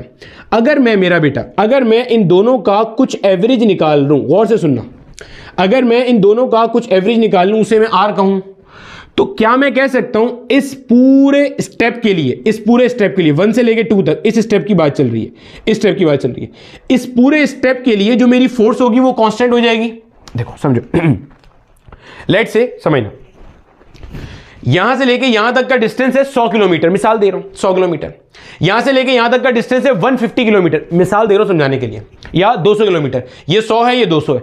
अगर मैं इनका एक एवरेज ले लूं 150 और 150 को यहां पे रख के मैं फोर्स कैलकुलेट करूं, तो वो फोर्स मैं यहां भी इस्तेमाल कर सकता हूं, यहां भी। क्यों सर, यहां पे डिस्टेंस 100 है, 150 रख के निकालूंगा तो फोर्स थोड़ी ज्यादा होगी, लेकिन ऊपर जा रहा हूं तो मैं तो हर पॉइंट पे 150 रख के निकाल रहा हूं ना। देखो एवरेज निकालने का फायदा क्या होता है कि आप एक वैल्यू को इंटायर सेट पे इस्तेमाल कर सकते हो। देखो एक्चुअल वैल्यूज तो कहीं कम है कहीं ज्यादा है, एवरेज से फायदा क्या होता है, आपको एक ओवरऑल व्यू मिल जाता है या एक ओवरऑल रिजल्ट मिल जाता है इस्तेमाल करने के लिए। जैसे अगर आपकी परसेंटेज फर्स्ट ईयर के अंदर 80 आती है तो इसका यह मतलब कतई नहीं है कि आपका हर सब्जेक्ट में 80% स्कोर आया, किसी में कम आया होगा, किसी में ज्यादा आया होगा। 80% यह बता रहा है कि ऑन एन एवरेज आपने ये स्कोर किया। समझ आ गई? अगर मैं आपके एवरेज स्कोर को मल्टीप्लाई कर दूंगा टोटल नंबर ऑफ सब्जेक्ट से, तो टोटल अमाउंट कैसा आएगा, सेम आएगा। अब समझना यही बात है, 1 का डिस्टेंस सेंटर से कम है, 2 का डिस्टेंस सेंटर से ज्यादा है। अगर मैं इस स्ट्रिप के लिए एक एवरेज डिस्टेंस कैलकुलेट कर लूं r और उसे यहां पे पुट करूं, तो जो फोर्स का वैल्यू आएगा, that force can be treated as a constant force, as a average force for this strip. समझ आ गई? फिर इसी तरह अगर मैं 2 और 3 का एक एवरेज लेता हूं तो उसको मैं यहां पुट करता हूं तो इसके लिए आ जाएगा। अब याद करो जो मैंने आपको work done by variable force पढ़ाया था, मैंने कहा जो टोटल डिस्प्लेसमेंट है आपकी, उसको आप छोटे छोटे छोटे छोटे बहुत सारी डिस्प्लेसमेंट्स में तोड़ दोगे, कीपिंग इन माइंड इतना छोटा डिस्प्लेसमेंट कि उसके अंदर मैग्नीट्यूड कैसा रह रहा हो, कांस्टेंट रह रहा हो। तो ये तो कर रहे हैं, आपने छोटे छोटे स्टेप्स में तोड़ दिया, इतना छोटा स्टेप कि इसके अंदर आपके फोर्स का मैग्नीट्यूड कैसा रह रहा है, कांस्टेंट रह रहा है। मैंने कैसे निकाला, मैंने कहा भाई ये डिस्टेंस r1, ये डिस्टेंस r2, अगर मैं इन दोनों डिस्टेंस का एवरेज ले लूं, वो एवरेज इसमें हर जगह को शो करेगा, तो अल्टीमेटली जो फोर्स होगा वो कैसा हो जाएगा, कैसे कांस्टेंट हो जाएगा। तो जनाब एवरेज कैसे निकालते हैं भाई, देख लो जल्दी से।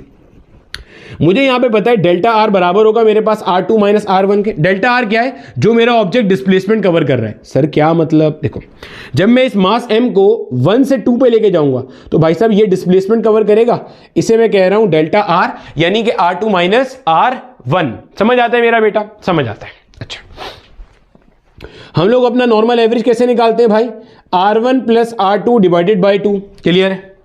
अगर मैं यहां से r2 का वैल्यू निकाल लूं तो r2 का वैल्यू क्या बनेगा, डेल्टा r प्लस r1 बनेगा। r1 को वहां लाके ऐड कर लिया, इधर लाके पुट कर दो अब जल्दी से। r क्या बन जाएगा मेरा बेटा, r मेरे पास बन जाएगा r1 प्लस का डेल्टा r प्लस का फिर से r1 डिवाइडेड बाई 2। भाई साहब डेल्टा r क्या है, ये वो डिस्प्लेसमेंट है जो 1 से लेके 2 तक में मैंने ऑब्जेक्ट को कराई। ठीक है? अच्छा, r equal r1 plus r2 क्या है, अपॉन 2 क्या है, ये मैं एवरेज निकाल रहा हूं, जो मैंने आपको अभी पूरी कहानी सुनाई उसके लिए मैंने इसमें r2 की जगह पे ये वैल्यू पुट कर दी लाके। सही? क्या बनता है ये मेरे पास, ये बनता है r will be equal to 2r1 plus का डेल्टा r डिवाइडेड बाय 2।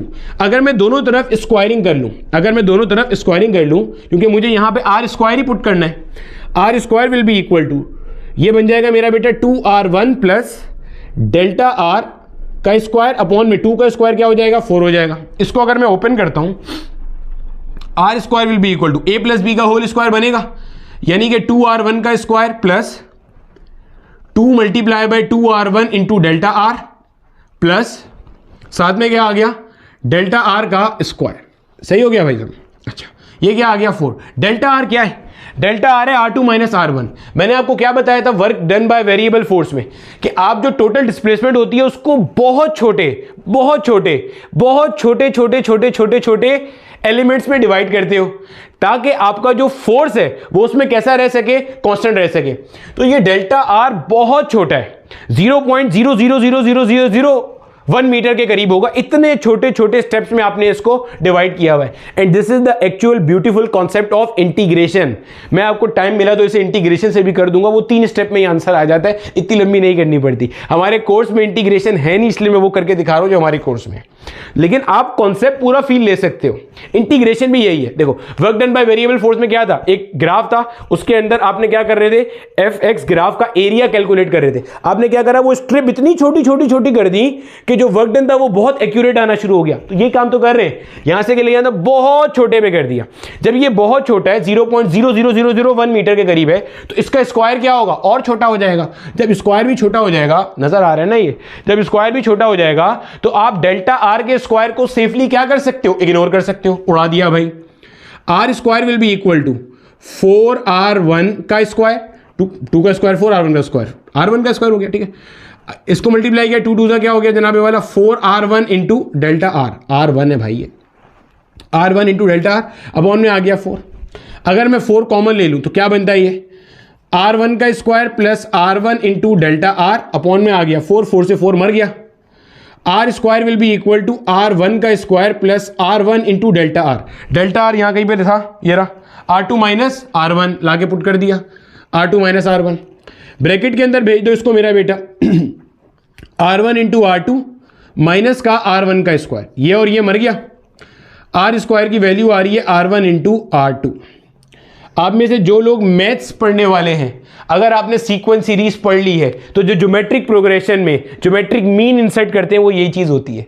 अगर ए स्क्वायर या ए और बी आपके पास किसके अंदर है, जीपी के अंदर है, ज्योमेट्रिक प्रोग्रेशन के अंदर है, तो जीएम कैसे आता है, अंडर रूट ए बी से आता है। अगर ए स्क्वायर और बी स्क्वायर जीपी के अंदर है तो उनका रूट क्या हो जाएगा, ए बी हो जाएगा। तो वही चीज तो आ रही है, r1 square r2 square GP के अंदर है तो रूट किस में आ रहा है, r1 इंटू r2। खैर ये वैसी बात थी, बाकी सारे लोग वापस आ जाए, वैसे ही बता रहा था। आप में से अगर कोई मैथ्स वाला भी है तो देख रहा है तो ठीक है भैया। ये हो गया बच्चे, हमने किया क्या है, जिस पॉइंट से जिस पॉइंट पे जाना है उसको हमने बहुत छोटे छोटे स्टेप्स में डिवाइड कर दिया, तो हमारा मसला हल हो गया। और हमने एक एवरेज वैल्यू आर की निकाल दी जिसको हम पुट करेंगे ताकि हमारे पास उस इंटरवल की एक कांस्टेंट फोर्स आ जाए। कांस्टेंट फोर्स आ जाएगी तो हमारे लिए वर्क डन कैलकुलेट करना आसान हो जाएगा। सही है भैया, चलो अब कैलकुलेट करते हैं work done in moving the body from 1 to 2, 1 से 2 पे लेकर आ रहे हैं। फॉर्मूला क्या है, एफ एस कॉस थीटा। हम वर्क डन किसका किया हुआ निकाल रहे हैं, कंजर्वेटिव फोर्स का वर्क डन निकाल रहे हैं। भाई साहब किसका वर्क डन कैलकुलेट किया हुआ निकाल रहे हैं, कंजर्वेटिव फोर्स का। कंजर्वेटिव फोर्स यहां पे कौन सी फोर्स है, ग्रेविटेशनल फोर्स है। ग्रेविटेशनल फोर्स कहां पे एक्ट कर रही है मेरे बेटे, डाउनवर्ड एक्ट कर रही है। ग्रेविटेशनल फोर्स कहां एक्ट कर रही है, डाउनवर्ड एक्ट कर रही है, समझ आती है। अच्छा आ जाओ भाई, एफ की जगह पे क्या आ गया, G M into capital M divided by R square. ये आर क्या है, आर एवरेज वैल्यू है इसकी। अगर मैं आर को यहां आपको शो करूं ना, ये आर ये वाली वैल्यू है जो अभी आपने कैलकुलेट करी ना भाई साहब, ये है आपकी वैल्यू आर जो आपने कैलकुलेट करी ना, are square equal r1 into r2, वो ये वाली वैल्यू आ गई, ठीक है। G M into capital M upon R square. Displacement यहां से यहां पे गए, delta R multiply by cos of angle क्या है 180 डिग्री। क्यों, कंजर्वेटिव फोर्स लग रही है डाउनवर्ड, ऑब्जेक्ट पे फोर्स ऑफ ग्रेविटी कहां लग रही है, डाउनवर्ड। जो कंजर्वेटिव फोर्स है ग्रेविटेशनल फोर्स डाउनवर्ड, ऑब्जेक्ट कहां जा रहा है, ऊपर जा रहा है, डेल्टा आर ऊपर है भाई, डेल्टा आर ऊपर है, फोर्स लग रहा है नीचे, एंगल कितना हो गया 180 डिग्री, कॉस 180 डिग्री कितना हुआ माइनस का 1, तो क्या बन जाएगा माइनस का G M into capital M.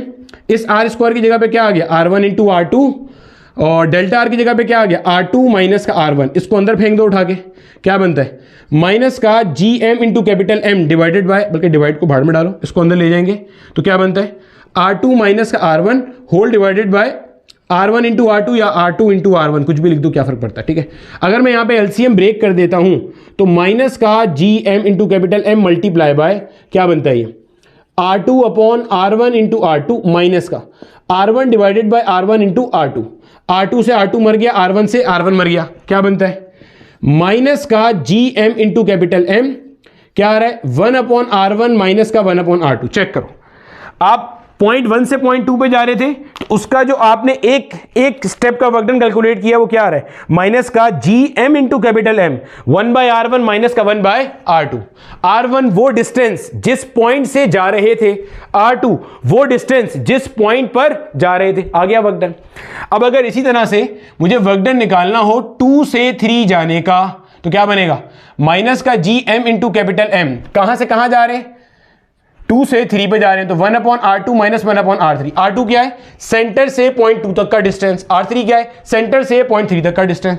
करते करते करते करते आखिरी स्टेप क्या होगा हमारा, आखिरी स्टेप होगा n-1 से n पे जाएंगे, n-1 लास्ट स्टेप n, क्योंकि मैंने n नंबर ऑफ स्टेप में तोड़ा था तो इसलिए n-1 से n मेरा लास्ट स्टेप हो जाएगा।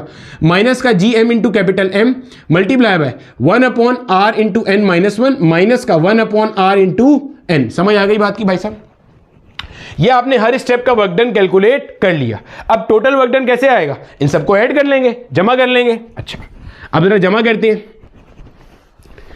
चलो अब अगर इसको मैं जमा कर लूं, यहीं पे कर लेते हैं भैया जमा।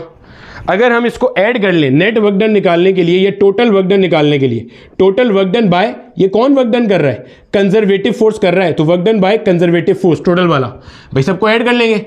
सब में आप नोट करो माइनस का GM इंटू कैपिटल M सब में आ रहा है तो वो कॉमन ही निकाल लो, माइनस का GM इंटू कैपिटल M, ठीक है। इसका वाला क्या बचा भाई साहब 1 अपॉन R1 माइनस का 1 अपॉन R2, भाई सब कॉमन निकाल लिया ऐड करने पे तो यही बचेगा, कॉमन निकाल लिया ना तो यही सब तो बचेगा, और क्या बचेगा भाई मैंने क्या लिखा देखो, इसको ये किस तरह से कॉमन निकाला ये भी समझ लो।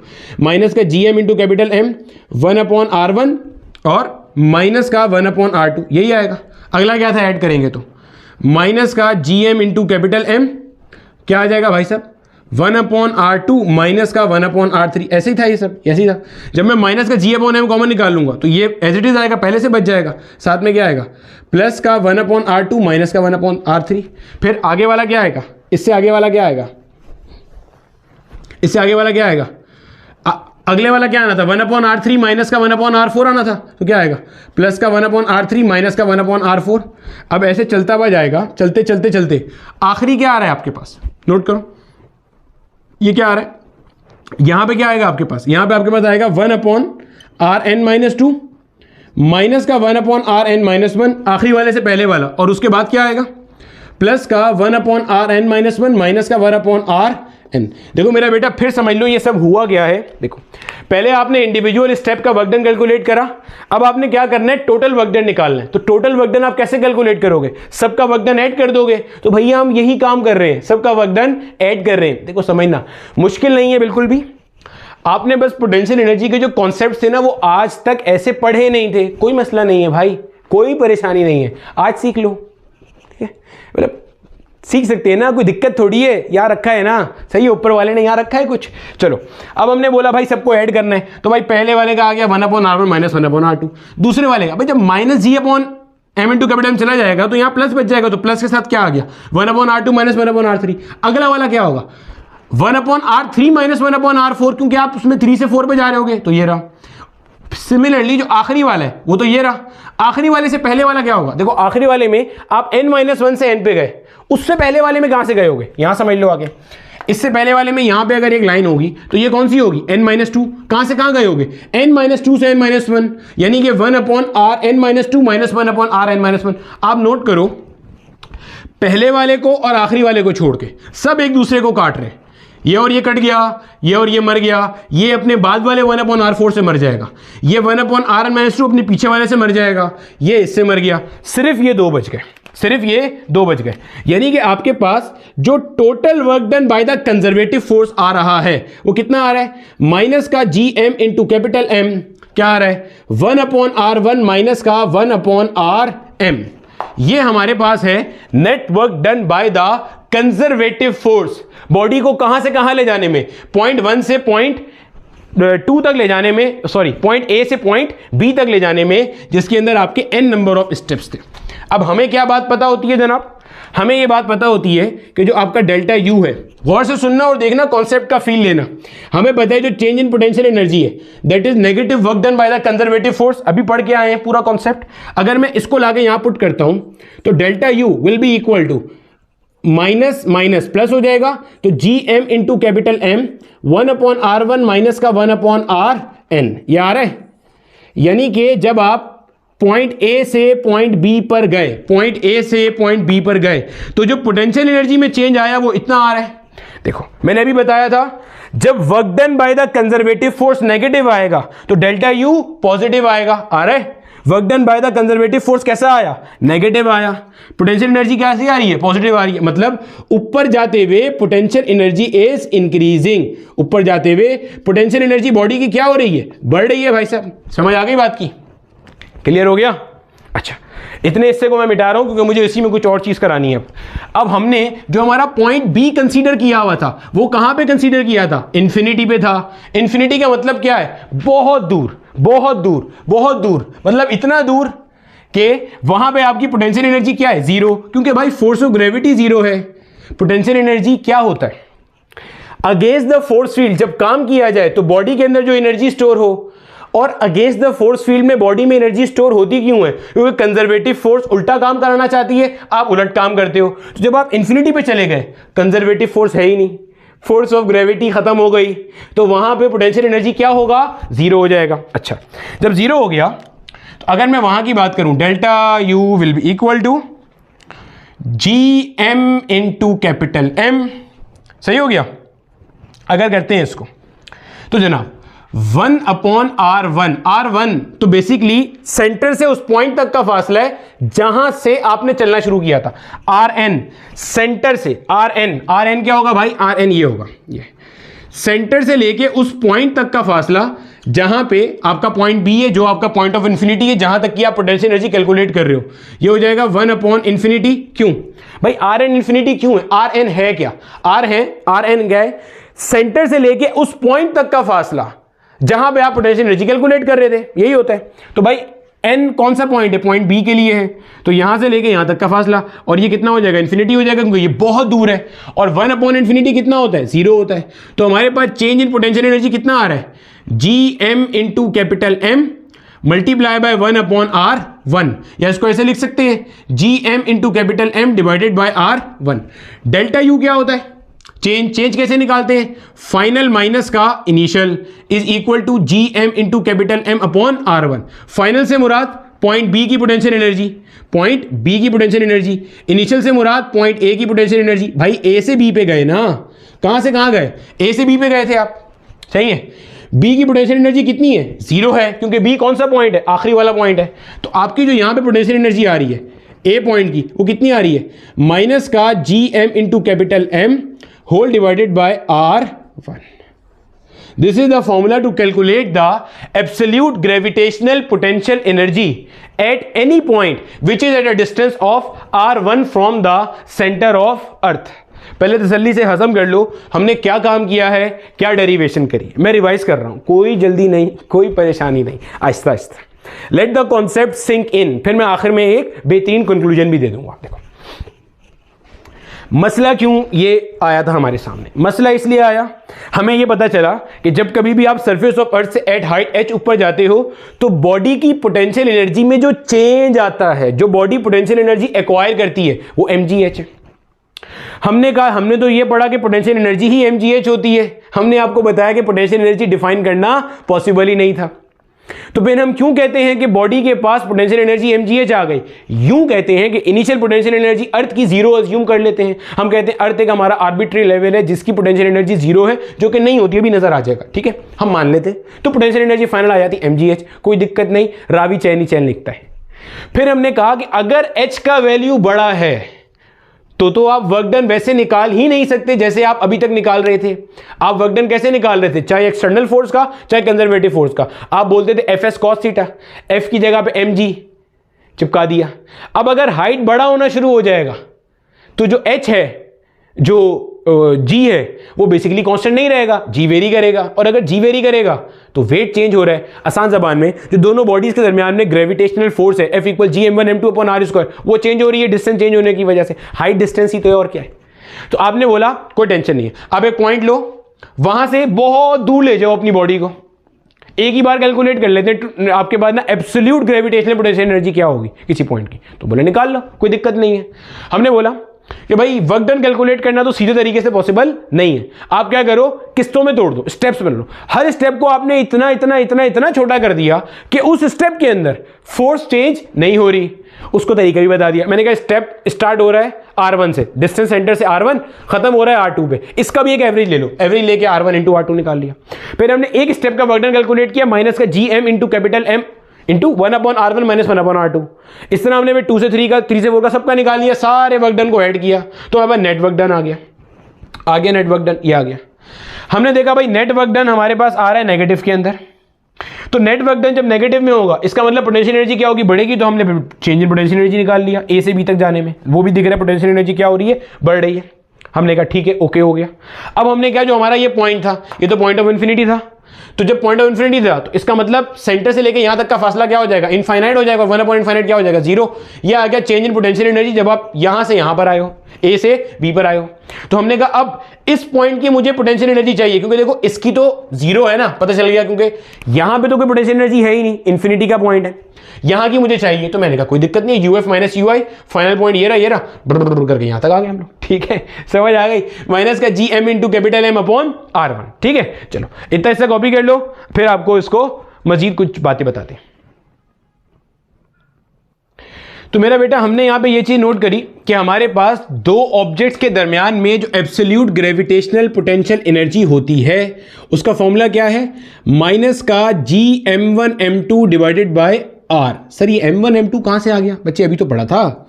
देखो ना, ये अगर अर्थ है और यहां कहीं पे कोई एक ऑब्जेक्ट मौजूद है, तो इस पॉइंट की जो एब्सोल्यूट पोटेंशियल एनर्जी है वो बेसिकली क्या आ रही है आपके पास, यहां से लेके यहां तक का डिस्टेंस अगर आपके पास R है और इसका वैल्यू अगर m1 है, इसका वैल्यू अगर m2 है, तो यही तो आपने पढ़ा। आपने क्या पढ़ा है, u बराबर है माइनस का G M into capital M divided by R। R क्या है, यहां से लेके यहां तक का दोनों के सेंटर के दरमियान का फासला। m2 को आपने कैपिटल M कह दिया जो कि मास ऑफ अर्थ है, m1 को आपने क्या कह दिया, स्मॉल m। अब जरा एब्सोल्यूट पोटेंशियल एनर्जी का ना कॉन्सेप्ट भी समझ लीजिए, है क्या। देखो समझो पहले जरा कॉन्सेप्ट है क्या, क्लियर करो। इस पॉइंट से, गौर से सुनना, इस पॉइंट से पॉइंट ऑफ इंफिनिटी तक जाने में, ये कोई पॉइंट है, हो सकता है ये सरफेस पर हो, सरफेस के अंदर हो, सरफेस से थोड़ा ऊपर हो, हमें कोई गर्ज नहीं है कि ये पॉइंट कहां है। जहां पे भी ये पॉइंट है वहां से इस ऑब्जेक्ट को लेके जाना है, कहां तक, इंफिनिटी तक। इंफिनिटी का वो जगह जहां पे आपकी पोटेंशियल एनर्जी एग्जिस्ट नहीं करती, जहां फोर्स 0 हो रही है, ग्रेविटेशनल फोर्स, वहां तक जाने में जितना वर्क डन करना पड़ेगा वो इसके अंदर स्टोर हो जाएगा इन the form of potential energy, वो ये रहा। समझ आ गई बात की। इसी को वाइस वर्सा भी कर सकते हो, इंफिनिटी से इस पॉइंट तक लाने में जितना वर्क डन करना पड़ेगा वो इसके अंदर स्टोर हो जाएगा। पॉइंट समझ में आ रहा है, सही, क्लियर है। अच्छा भाई साहब फिर देख लो यहां पे, ठीक हो गया, क्लियर हो गया, work done by conservative force समझा दिया मैंने सारा का सारा। ठीक है, अच्छा जनाबे वाला, ये हमारे पास आ गया एब्सोल्यूट, यही चीज हम आगे इलेक्ट्रोस्टैटिक्स में भी पढ़ेंगे, एब्सोल्यूट इलेक्ट्रिकल पोटेंशियल एनर्जी में, ये हमने पढ़ लिया। अब अगर यही ऑब्जेक्ट मेरा मान लो सरफेस ऑफ अर्थ के ऊपर मौजूद है, अगर यही मान लो मेरा ऑब्जेक्ट कहां पे मौजूद है मेरा बेटा, सरफेस ऑफ अर्थ के ऊपर मौजूद है, तो अगर मैं gravitational potential energy, absolute gravitational potential energy surface पे डिफाइन करूंगा, देखो क्या बनेगी, एट द सरफेस क्या बनेगी, माइनस का G M into capital M divided by R हो जाएगा। ये R क्या है, ये है ये R यही है। R क्या चीज है मेरा बेटा, R is the radius of अर्थ, ये है मेरे बच्चे, R is the radius of earth. ठीक है, अच्छा, अगर मैं थोड़ी देर के लिए मान लेता हूं कि ये जो मेरे पास ये ऑब्जेक्ट है, इसको भूल जाओ थोड़ी देर के लिए, ये किसी हाइट h के ऊपर मौजूद है। ये ऑब्जेक्ट कहाँ मौजूद है? किसी हाइट h पे मौजूद है। यहां से यहां तक जो है मेरा बेटा वो कितना है? r हो गया। और ये कितना है? सम हाइट h है। तो अगर मुझे इस हाइट h पे इसकी पोटेंशियल एनर्जी कैलकुलेट करनी है तो potential energy at some height h will be equal to minus का gm into capital M divided by r plus h। हमने किया क्या? पहले हमने जनरली पूरी डेरिवेशन के बाद देख लिया, किसी भी पॉइंट पे अगर आपके पास कोई ऑब्जेक्ट मौजूद है तो उसकी एब्सोल्यूट पोटेंशियल एनर्जी क्या आएगी? यहां से आएगी माइनस का gm1 m2 upon r। Minus sign क्या शो कर रहा है? माइनस साइन ये शो कर रहा है कि भाई इनके दरमियान में अट्रैक्शन है। अरे भैया, तभी तो जब मैं इसको छोड़ूंगा तो ये कहां आ जाएगा? नीचे आ जाएगा। अरे भाई, अगर मैं ऑब्जेक्ट को छोड़ दूंगा वो कहां आएगा? नीचे आएगा। वो क्या शो कर रहा है कि ये इस नेगेटिव एनर्जी से वो यहां पे बाइंड हुआ है, बंधा हुआ है। समझ आती है? इस नेगेटिव एनर्जी से वो यहां पे क्या हुआ है? बाइंड हुआ है। सेट। अच्छा, तो हमारे पास अगर सरफेस ऑफ अर्थ पे आ जाएगा तो ये minus gm into capital M upon r आ जाएगा। हाइट h पे हो जाएगा माइनस का gm into capital M upon r plus h। अगर मैं, गौर से सुनना आप जरा, अगर मैं ये कैलकुलेट करूं कि जब आप सरफेस से ऊपर गए तो चेंज इन पोटेंशियल एनर्जी कितना आया, अगर मुझे ये कैलकुलेट करना है, सरफेस से ऊपर जाते वक्त चेंज इन पोटेंशियल एनर्जी कितना आया, मुझे ये कैलकुलेट करना है। और दूसरी बात, हम सरफेस के ऊपर मान के चलते हैं ना कि पोटेंशियल एनर्जी हमारे पास जीरो है, तो देखो जीरो नहीं होती, ये होती है माइनस का gm into capital M upon r। अगर मुझे ये कैलकुलेट करना है तो जनाब क्या हो जाएगा? u final minus u initial. कहां से चलना शुरू हुए थे? u सरफेस से कहां तक आ गए? हाइट h पे आ गए, तो फाइनल हाइट h वाली हो जाएगी। सरफेस वाली कौन सी हो जाएगी? us हो जाएगी। h वाली कितनी है? माइनस का gm into capital M divided by r plus h। Minus minus हो जाएगा प्लस, क्या आ जाएगा? ये gm into capital M upon में क्या आ गया मेरा बेटा? r आ गया। समझ आती है बात की? रीअरेंज करके लिख लेंगे तो क्या बनता है? gm into capital M upon में आ जाएगा r, माइनस का यहां क्या आ जाएगा? gm into capital M division में क्या आ जाएगा मेरा बेटा? r प्लस का h आ जाएगा। सही है? अगर मैं क्रॉस मल्टीप्लाई करूं एलसीएम सेम करने के लिए या कॉमन ले लूं gm इंटू कैपिटल M को, तो मेरे बच्चे क्या आ जाता है? 1 अपॉन r माइनस का 1 अपॉन r प्लस h। ये चीज आ रही है उठ के? समझ आती है? अच्छा, अब यहां पे आप नोट करो, अगर मैं एलसीएम सेम करने के लिए क्रॉस मल्टीप्लाई कर दूं तो ये बनेगा gm इंटू कैपिटल M, ये हो जाएगा r प्लस h माइनस का r, ये हो जाएगा r multiply by r plus h। बोलो भैया, ये चीज बन जाएगी? हाँ या ना? ऐसे ही बनेगा ना भाई। r प्लस h यहां आ गया, ये वाला r यहां आ गया, ये बन गया। r से r क्या हो गया? मर गया। ये चीज बन रही है मेरा बेटा। सही हो गया? ये एक्सप्रेशन हमारे पास आ रही है gm into m multiply bye h upon में क्या आ रहा है? r into r plus h। हम कर क्या रहे हैं पहले ये समझ लो ताकि ये क्लियर हो जाए। हम कैलकुलेट कर रहे हैं जब आप सरफेस ऑफ अर्थ से के एक सर्टेन हाइट h पे ऊपर जाओगे, h बड़ा हो, छोटा हो, लंबा हो, चौड़ा हो, कोई फर्क नहीं पड़ता, तो चेंज इन पोटेंशियल एनर्जी कितना आएगा वो कैलकुलेट कर रहे हैं हम लोग। ठीक है, ये एक्सप्रेशन आ गई। हमारे पास ग्रेविटेशन के कॉन्सेप्ट के अंदर एक एक्सप्रेशन है g का, कि g बराबर है g equal gm divided by r square. m से मुराद मास ऑफ अर्थ है, r से मुराद रेडियस ऑफ अर्थ है। सही है? तो अगर मैं यहां से g इंटू m का वैल्यू निकालूंगा, ये ग्रेविटेशन में भी हमने पढ़ना है, वरना आपने 9-10 के अंदर पढ़ा होगा। r स्क्वायर वहां चला गया, g into m, g r square के बराबर हो गया। अगर मैं यहां g इंटू m की जगह पे वैल्यू पुट करता हूं तो देखो क्या बन जाएगा? Delta u will be equal to, गौर से देखिएगा, delta u will be equal to m multiply by, ये g इंटू m की जगह पे क्या आ गया मेरे पास? G R square multiply by H आ गया, अपॉन में क्या आ गया? R into R plus H. जो मर रहा है उसे मार दो। एक आर से एक आर क्या हो गया मेरा बेटा? यहां मर गया। अगर मैं अब इस एक्सप्रेशन को अरेंज करूं तो क्या बनता है? M G H multiply by R, upon में क्या आ रहा है? आर प्लस का एच। अगर मैं, गौर से देखना, कहाँ करें यहां कर लेते हैं। अगर मैं डिनोमिनेटर से आर कॉमन ले लूं, गौर से देखिएगा, अगर मैं डिनोमिनेटर से आर कॉमन ले लूं, डिनोमिनेटर से आर कॉमन ले लूं तो क्या बचेगा? 1 प्लस एच अपॉन आर बच जाएगा। आर से क्या मुराद है? रेडियस ऑफ अर्थ। अरे भैया कॉमन ले लिया, जब आर को ब्रैकेट में भेजोगे तो आर 1 से आर हो जाएगा, आर को एच अपॉन आर से मल्टीप्लाई करोगे तो आर से आर मर जाएगा, एच बच जाएगा। ये आर से आर मर गया, तो आपके पास चेंज इन पोटेंशियल एनर्जी कितना आ रहा है? चेंज इन पोटेंशियल एनर्जी आ रहा है M G H divided by 1 plus का एच अपॉन आर। ये आ रहा है, सीखा गया आपने। गौर से देखना और सुनना और समझना, जरा सुनो समझो। हमने क्या कैलकुलेट किया, हमने पहले एब्सोल्यूट ग्रेविटेशनल पोटेंशियल एनर्जी का कॉन्सेप्ट निकाला, उससे हमने ये चीज नोट करी कि सरफेस ऑफ अर्थ के ऊपर जो पोटेंशियल है वो कितना है, माइनस का Gm1m2 अपॉन आर के बराबर है, ये आ गया। ठीक है, ये हमने लिख भी दिया यहां पे, माइनस का Gm into capital M upon R. जब आप कुछ हाइट h ऊपर जाओगे तो भाई सेंटर से फासला कितना हो गया, r प्लस h हो गया, लिख दिया। मैंने कहा यहां से यहां तक जाते हुए पोटेंशियल चेंज कितना हुआ, डेल्टा यू आपने कैलकुलेट करना है, तो जनाब वो हम कैलकुलेट करते हुए आ गए, ये एक्सप्रेशन आ गई हमारे पास, सेट। अब अगर ये h का वैल्यू बहुत छोटा है किसके मुकाबले में, r के मुकाबले में, r क्या है, रेडियस ऑफ अर्थ। अगर h का वैल्यू बहुत छोटा है, देखो रेडियस ऑफ अर्थ आपके पास होता है 6400 किलोमीटर, कितना होता है 6400 किलोमीटर। अगर h का वैल्यू कोई 5 मीटर, कोई 10 मीटर, कोई 15 मीटर है, कोई 20 मीटर है, तो ये h अपॉन r का वैल्यू आपका तकरीबन 0 हो जाएगा। क्यों भाई, जो आपका r है ये 6400 किलोमीटर है, 6400 के आगे 3 जीरो और है, इतने मीटर है, यानी कि 6.4 इंटू 10 की पावर 6 मीटर है। अगर h 5-10 मीटर है, उसको मैं 6.4 इंटू 10 पावर 6 से डिवाइड करूंगा, तो ये वाली जो पूरी टर्म है मेरे पास, h अपॉन वार वाली पूरी टर्म बच्चे, ये तकरीबन क्या हो जाएगी, 0 हो जाएगी। इस वजह से आप बचपन से आज तक पढ़ते आए हो कि चेंज इन पोटेंशियल एनर्जी कितना होता है, mgh होता है, इसलिए आप ग्राउंड का पोटेंशियल एनर्जी क्या ले लेते हो, 0 ले लेते हो। कहां चला गया, ये रहा, इसको आप क्या लेते हो, तो इसलिए आप 0 लेते हो। कॉन्सेप्ट का फील आया। ग्राउंड का हम जो ये कहते हैं ना कि भाई यहां से यहां तक जाने में चेंज इन पोटेंशियल एनर्जी जो mgh आ रहा है वो सिर्फ तब तक वैलिड है जब तक h का वैल्यू बहुत छोटा है। ये छोटा है तो ये खत्म हो जाएगा, तो 1 + 0 1 होता है, तो चेंज कितना आएगा, mgh के बराबर आ रहा होगा। समझ आ गई भैया बात की, क्लियर है, कॉपी कर लो, आगे चलते हैं। अब देखो मेरा बेटा, मैंने आपके सामने किताब से उठाकर वो डेफिनेशन लिखी हुई है जो ग्रेविटेशनल पोटेंशियल एनर्जी की डेफिनेशन किताब में मेंशन है कंक्लूजन के अंदर। अब आप सबसे पहले ये नोट करो कि क्या आपको ये डेफिनेशन बिल्कुल परफेक्ट क्लियर हो रही है।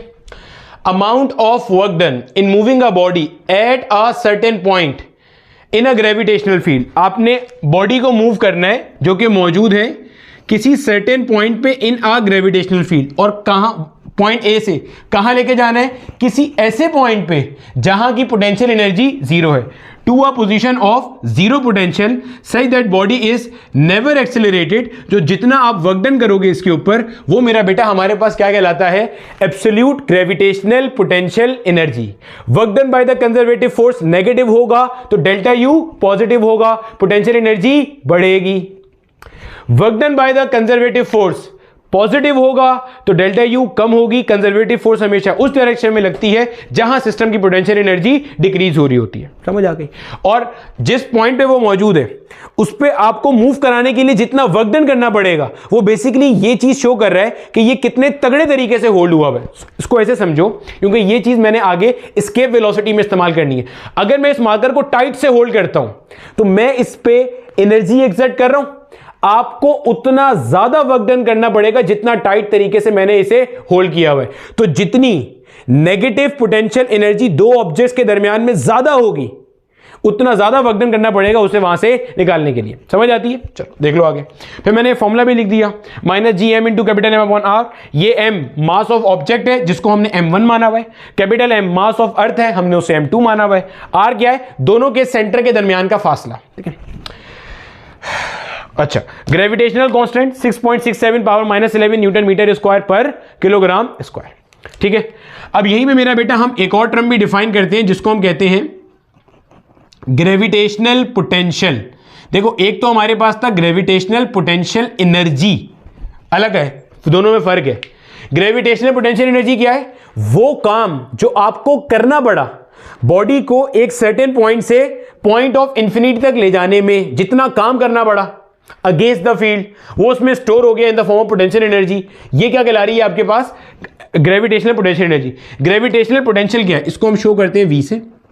ग्रेविटेशनल पोटेंशियल क्या है, gravitational potential energy per unit mass, बस और कुछ नहीं है। जितना काम करना पड़ा उससे डिवाइड कर देंगे किससे, जिस मास पे ये काम करना पड़ा, खत्म हो गया। ग्रेविटेशनल पोटेंशियल क्या है, कितना काम करना पड़ा पर यूनिट मास। इलेक्ट्रोस्टैटिक्स में भी ऐसे ही आएगा, इलेक्ट्रिकल पोटेंशियल एनर्जी और इलेक्ट्रिकल पोटेंशियल, चार्ज पे कितना काम किया अगेंस्ट द फील्ड मूव कराने के लिए, इलेक्ट्रिक पोटेंशियल एनर्जी। जितना काम किया डिवाइडेड बाय वो चार्ज जिस पे ये काम किया, इलेक्ट्रिक पोटेंशियल। सही हो गया। तो जनाब लाके इसमें वैल्यू पुट कर दो।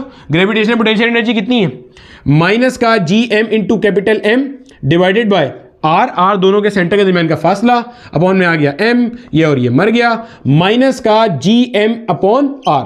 अब आपके एग्जामिनर ने एक बार माजी में ग्रेविटेशनल पोटेंशियल पूछा था एट द सरफेस ऑफ अर्थ, तो कोई ऑब्जेक्ट अगर सरफेस ऑफ अर्थ के ऊपर मौजूद होगा तो उसका ग्रेविटेशनल पोटेंशियल क्या बन जाएगा, G M E upon R E. R E से मुराद क्या, radius of earth, M E से क्या मुराद है, मास ऑफ अर्थ। ठीक है, gravitational potential at the surface of earth, भाई यहीं से आया है ना ये चीज, और कहां से आई है। सही हो गया, समझ आती है बात की, क्लियर है।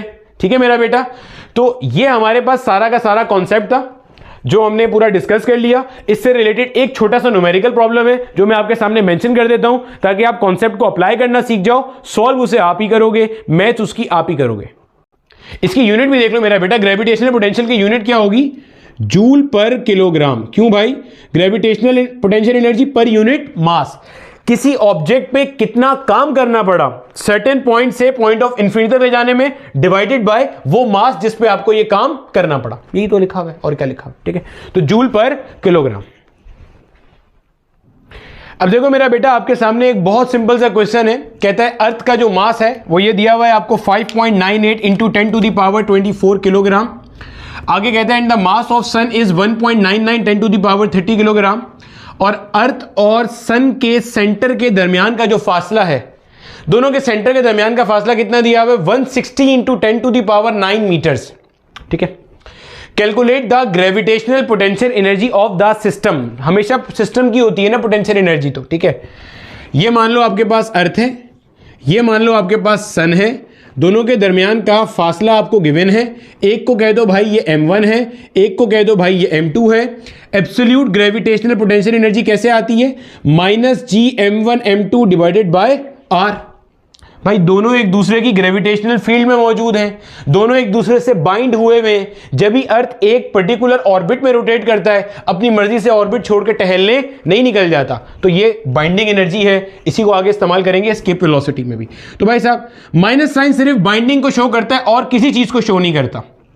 इसको ऐसे भी समझ लो, देखो मेरा बेटा अभी आपने क्या चीज पढ़ी, आपने पढ़ा ना माइनस का जी m1 m2 divided by r। ये क्या है, ये एब्सोल्यूट ग्रेविटेशनल पोटेंशियल एनर्जी है। ठीक है, अगर मैं यहां पे जो m1 हमने लिया हुआ था स्मॉल m और इसको कैपिटल M कर दूं, यानी कि अर्थ की ग्रेविटेशनल फील्ड में अगर कोई ऑब्जेक्ट मौजूद है, इसको मुझे उस पॉइंट से लेके पॉइंट ऑफ इन्फिनिटी तक ले जाने में जितना काम करना पड़ेगा वो ये है। माइनस साइन क्या शो कर रहा है कि ये भाई बाइंड हुआ हुआ है। अगर ये बाइंड ना हुआ हुआ होता तो मुझे वर्क डन क्यों करना पड़ता, खुद सोचो भाई। अगर ऑब्जेक्ट अर्थ के सरफेस पे से बाइंड नहीं हुआ हुआ तो मुझे ऊपर ले जाने के लिए काम क्यों करना पड़ रहा है। मैं उसको ऐसे ही हल्का सा धक्का दे दूंगा, खुद ही ऊपर चले जाना चाहिए था, ऐसा नहीं होता। तो बाइंड हुआ हुआ होता है। जितना ऊपर जाऊंगा उतनी बॉडी के ऊपर वर्क डन ज्यादा हो रहा है, सिस्टम की पोटेंशियल एनर्जी बढ़ रही है, आपस की जो अट्रैक्शन है वो उतनी क्या हो रही है, कम हो रही है। भाई जितना ऊपर जा रहा है, जितना ये डिस्टेंस बढ़ रहा है, उतना आपस का जो अट्रैक्शन है वो क्या हो रहा है, कम होता जा रहा है। पॉइंट समझ आ गया, सही है। आ जाओ यहां पे वापस, अगर मैं यहां पे वैल्यूज को पुट करता हूं मेरा बेटा, तो जी कितना है 6.673 पावर माइनस 11। m1 जो अर्थ का मास है वो ये गिवन है 5.98 into 10 to the power 24 multiply by sun का मास गिवन है 1.99 10 टू द पावर 30। दरमियान में जो डिस्टेंस गिवन है 160 इंटू 10 टू द पावर 9। अब आप मैथ्स करके मेरा बेटा सिंपल यहां से कैलकुलेशन कर सकते हो, कोई मसला तो नहीं होगा। समझ आ गई बात की, ठीक है। ये चीज मेरा बेटा अच्छे से सारी क्लियर कर लेना। और एक चीज आप ये भी देख लो, एक ये भी बच्चे को ना अक्सर कंफ्यूजन होती है, सर यहां से तो देखें आपने उल्टी बात नहीं बताई अभी कि डिस्टेंस बढ़ रहा है तो पोटेंशियल एनर्जी कम हो रही है। आप कह रहे हैं डिस्टेंस बढ़ रहा है तो सिस्टम की पोटेंशियल एनर्जी बढ़ रही है। बढ़ रही है बच्चे, देखो कैसे ये नेगेटिव सेंस में कम हो रहा है। क्या मतलब, -5, -4, -3, -2, -1। आप जितना आगे जा रहे हो नेगेटिव सेंस में आपको लग रहा है कि ये नंबर कम हो रहा है, लेकिन एक्चुअल में ये नंबर क्या हो रहा है, बढ़ रहा है। भाई -1 ज्यादा बड़ा है एज कंपेयर टू -5, या यूं कह लो ये ज्यादा पॉजिटिव है एज कंपेयर टू -5। तो यही तो कह रहे हैं, जितना ऊपर जाएंगे उतनी पोटेंशियल एनर्जी पॉजिटिव की तरफ जा रही है, बढ़ती जा रही है। पोटेंशियल एनर्जी के पॉजिटिव होने से क्या मुराद है कि दरमियान की अट्रैक्शन उतनी क्या है, कम होती जा रही है। कॉन्सेप्ट समझ आ रहा है भाई? जितना ऊपर जा रहे हैं सिस्टम की पोटेंशियल एनर्जी उतना इंक्रीज हो रही है, उतना कम नेगेटिव होती जा रही है, उतना कम नेगेटिव हो रही है, उतना ज्यादा पॉजिटिव होती जा रही है। फाइनली जब जीरो पे आ जाएगा तो खत्म हो गई पोटेंशियल एनर्जी, अब वो उसे अट्रैक्ट थोड़ी कर सकता है। पॉइंट क्लियर हो गया मेरे बच्चे? सही है। तो ये हमारे पास कॉन्सेप्ट था पोटेंशियल एनर्जी का। उम्मीद है आपको अच्छे तरीके से समझ में आया होगा कि हम बचपन से आज तक क्या पढ़ते आए थे और एक्चुअल कॉन्सेप्ट क्या था। इसका मुझे आंसर जो है वो कमेंट सेक्शन में लाजमी बता देना और मुझे बताना कुछ नई चीज आपने सीखी या नहीं सीखी।